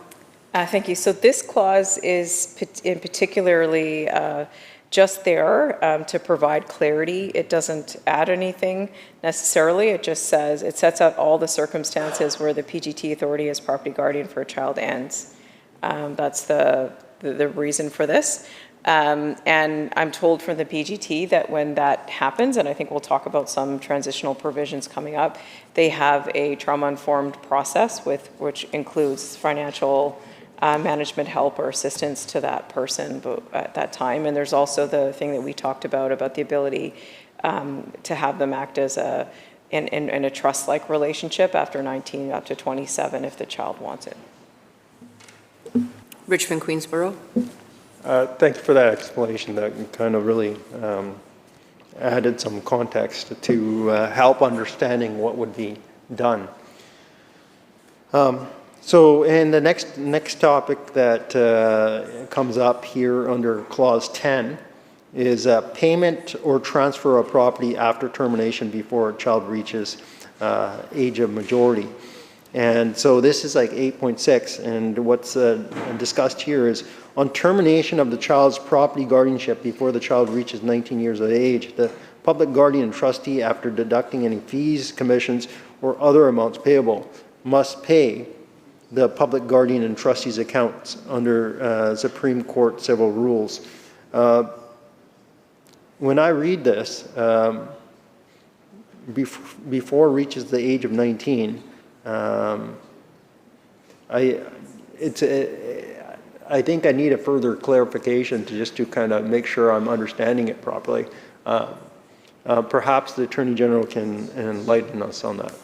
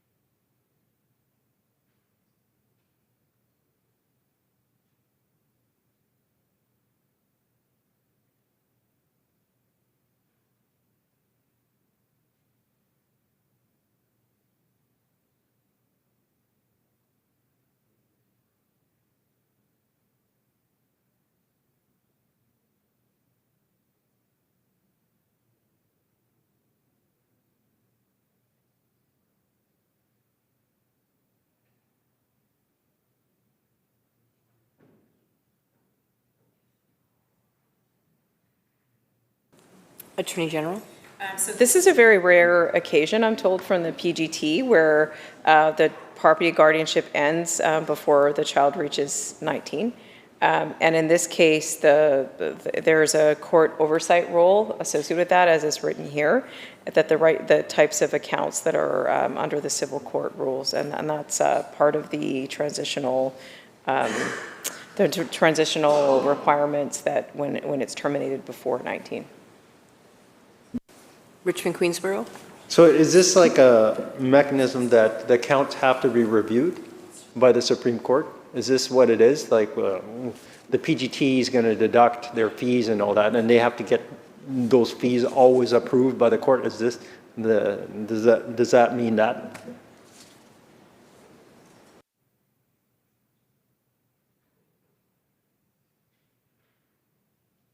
Attorney General? Thanks. So this is after deducting any fees, commissions, or other amounts. They must pass their accounts to under the Supreme Court civil rules. So there's court oversight in the whole thing, and yes, including what they've deducted for their fees. Richmond Queensborough? So when this legislation is talking about counts, they're talking about what's on the ledger for the infant or the child. Is that correct? Attorney General? Yes. Richmond Queensborough? So just going a little bit further into the next section here in this clause, it deals with, we're talking about money matters still.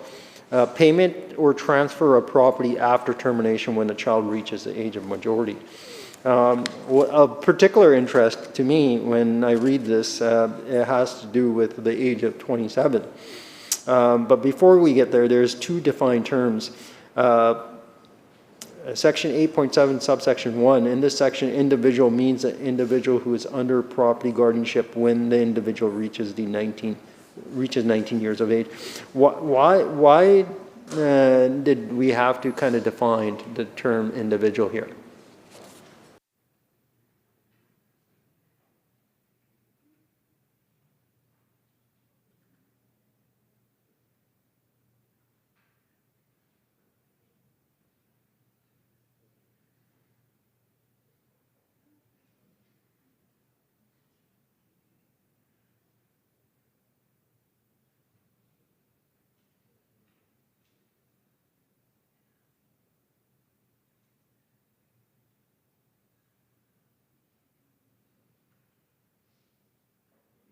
Attorney General? Thank you. So this was a choice of our legislative drafters, and the reason behind that being is that upon drafting of this section, and it was clearer to have these defined terms for this section, and it provides clarity for how to read it.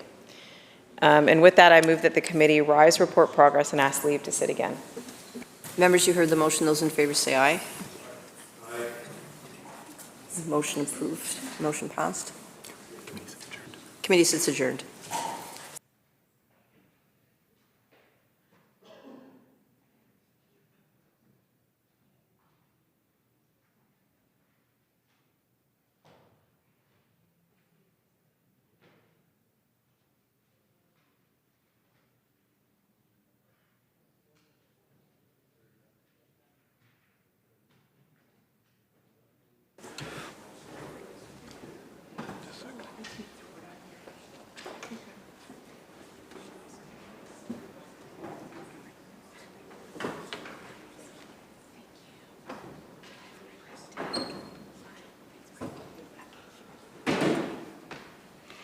Committee Chair.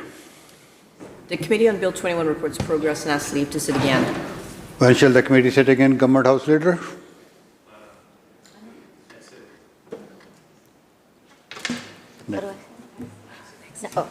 Next sitting. So ordered. Committee Chair. Mr. Speaker, Section A reports progress on Bill number 25 and asks leave to sit again. When shall the committee sit again, Government House Leader? Next sitting. So ordered. Thank you. Government House Leader. I move that the House now adjourn. Member, you heard the question to adjourn the House. All those in favor say aye. Aye. Those who oppose, motion carried. This House stands adjourned until Monday, 10 a.m.